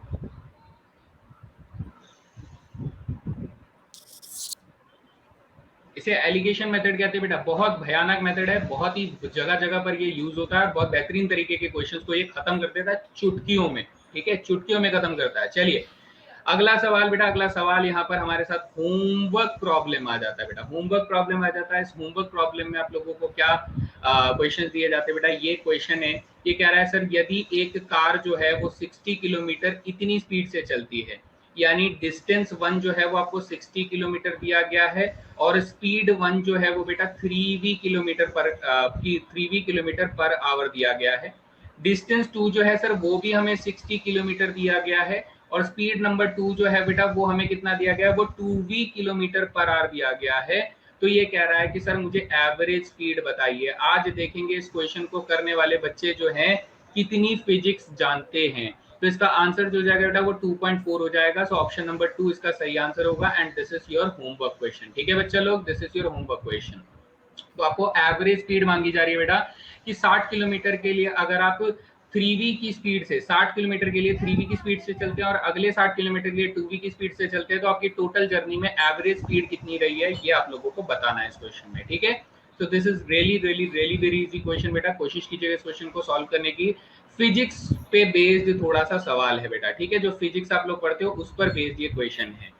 नेक्स्ट सवाल क्या कह रहा है, ये देखो बेटा एक डिस्क्रीट फ्रीक्वेंसी डिस्ट्रीब्यूशन दिया हुआ है, मीडियन आपसे मांग रहा है इस क्वेश्चन में। तो मीडियन तो आप लोग बड़े प्यार से निकाल के दे दोगे, आप लोगों को मालूम है सीएफ बनाना होता है। मैं इसका आंसर आप लोगों के साथ शेयर कर देता हूँ। इस क्वेश्चन का जो आंसर हो जाएगा वो बेटा 5 हो जाएगा। कितना हो जाएगा, 5 हो जाएगा। So option number 2 is the right answer. आप लोग इसे चेक कर सकते हैं, ये भी आप लोगों का होमवर्क हो जाता है। प्रीवियस ईयर पेपर क्वेश्चन की अगर मैं बात करूं तो बेटा यहाँ पर देखो, ये सवाल जो है ये मैंने अभी तक सॉल्व नहीं किया, लेकिन क्या बोलता है ये हम लोग एक बार देख लेते हैं। ये कह रहा है सर 15 बच्चों के स्कोर दिए हुए हैं एग्जामिनेशन में, और ये ऐसे लिखे हुए हैं 10, 5, 8, 16, 18, 20, 8, 18, 16, 20, 18, 11, 16, 14, 12, ये नंबर्स दे दिए, ठीक है। फिर उसने कहा after calculating the mean median and mode an error is found. हम लोगों ने पहले मीन मोड मीडियन हम लोगों ने निकाल लिया, ठीक है। फिर हमने कहा कि सर अगर मैं इसका मीन मोड में मीडियन निकालने के बाद मुझे पता लगता है कि सर मैंने 16 की जगह पे 18 लिखना था, ठीक है। मैंने क्या किया, 18 की जगह पे 16 लिख दिया, यानी यहाँ पर जो भी ठीक है, जो भी 16 लिखे हुए हैं, जो भी 16 लिखे हुए हैं वो 16 की जगह पे आपको 18 लिखना था बेटा, यानी 16 की जगह पे 18 लिखना था। तो आपसे कह रहा है इनमें से कौन कौन सी सेंट्रल टेंडेंसी आपकी बदल जाएगी, कौन सी सेंट्रल टेंडेंसी बदल जाएगी, तो ये आप लोगों को चेक करना है, ये आप लोगों को निकाल कर देखना होगा। मेरे ख्याल से तो बेटा मीन भी बदलेगा और मोड भी बदलेगा, मीन भी बदलेगा, मीन और मोड बदलेगा। मेरे हिसाब से आंसर ऑप्शन डी होना चाहिए, but I am not pretty sure क्योंकि मैंने इसको पूरा सॉल्व करके नहीं देखा है। आप लोगों को ये करके देखना होगा। इसने क्या कहा कि सर 18 की जगह 16 लिख देंगे बेटा, क्या लिख देंगे, 16 लिख देंगे। तो उस हिसाब से आपका मीडियन और मोड बेटा कौन कौन सी चीज जो है वो बदलेगी। देखो बेटा मोड तो बदलेगा क्योंकि यहाँ पर सीधे सीधे 18 जो होगा वो इतनी बार आ जाएगा तो मोड अपना बदल जाएगा। पहले 16 था फिर वो 18 बन जाएगा, तो मोड तो बदलेगा। मोड के साथ साथ बेटा आपकी हर एक वैल्यू बढ़ रही है तो मीन भी बदलेगा, और मीडियन के बदलने के चांसेस हैं भी और नहीं भी, वो मुझे लिख कर चेक करना पड़ेगा। So I don't have any kind of information की मीडियन बदलेगा या नहीं बदलेगा। मैं फिर से बोल रहा हूँ बेटा, टोटल सम इंक्रीज कर रहा है, सम इंक्रीज कर रहा है। क्यों कर रहा है सर, क्योंकि हर 16 जो है वो 18 में बदल जाएगा बेटा। सम इंक्रीज करेगा तो इसका मतलब मीन बढ़ जाएगा बेटा, मीन भी इंक्रीज करेगा, मीन भी इंक्रीज करेगा यानी मीन चेंज होगा। और फिर अगर मैं ये कह रहा हूं कि सर सभी 16 को अगर आप 18 लिख देते हो तो 18 की फ्रीक्वेंसी सबसे ज्यादा हो जाएगी, तो मोड चेंज हो जाएगा बेटा, मोड आपका 18 बन जाएगा। तो यार मोड हमारा चेंज हो गया, पहले 16 या कुछ और हो सकता था लेकिन अभी 18 चेंज हो जाएगा, ठीक है। एवरी 16 की जगह, यस बेटा एवरी 16 की जगह अगर मोड मेरा 18 हो जाएगा तो मोड भी चेंज हुआ। तो अगर मैं ऑप्शंस को ही फॉलो करूं तो मुझे समझ में आ रहा है सर मीन भी बदला और मोड भी बदला, यानी हमारा आंसर जो रहेगा उस क्वेश्चन का ऑप्शन नंबर डी रहेगा। सो ये बेटा प्रीवियस ईयर क्वेश्चन में ये सवाल पूछा गया था, एंड आई होप आप लोगों को मजा आया इस क्वेश्चन को देख के। इसे एक बार अपने हाथों से जरूर सॉल्व करके देखिएगा, प्रॉपर्ली सॉल्व करके देखिएगा, भरोसा मत कीजिए। मेरे हिसाब से आंसर ऑप्शन डी होना चाहिए, लेकिन मैंने अभी तक सॉल्व नहीं किया, ठीक है। चलिए, तो ये हो गया बेटा क्वेश्चन, ठीक है। आज की क्लास में मैंने आप लोगों को कितने क्वेश्चन करवाया बेटा, स्टैटिस्टिक्स में 7 और 7, टोटल मैंने 14 क्वेश्चंस आज की क्लास में करवाए हैं। टोटल कितने क्वेश्चन करवाए हैं, 14 questions. And as usual Shivam को मीडियन को बहुत करीब से जाना, हम लोगों ने एम्पेरिकल रिलेशन देखा। जो हम लोगों ने नहीं पढ़ा वो हम लोग कल की क्लास में पढ़ेंगे, that is measures of dispersion, mean deviation about the mean and median, ठीक है बेटा। यहाँ पर मैं फिर से एक बार दिखा देता हूँ, ठीक है, एक बार फिर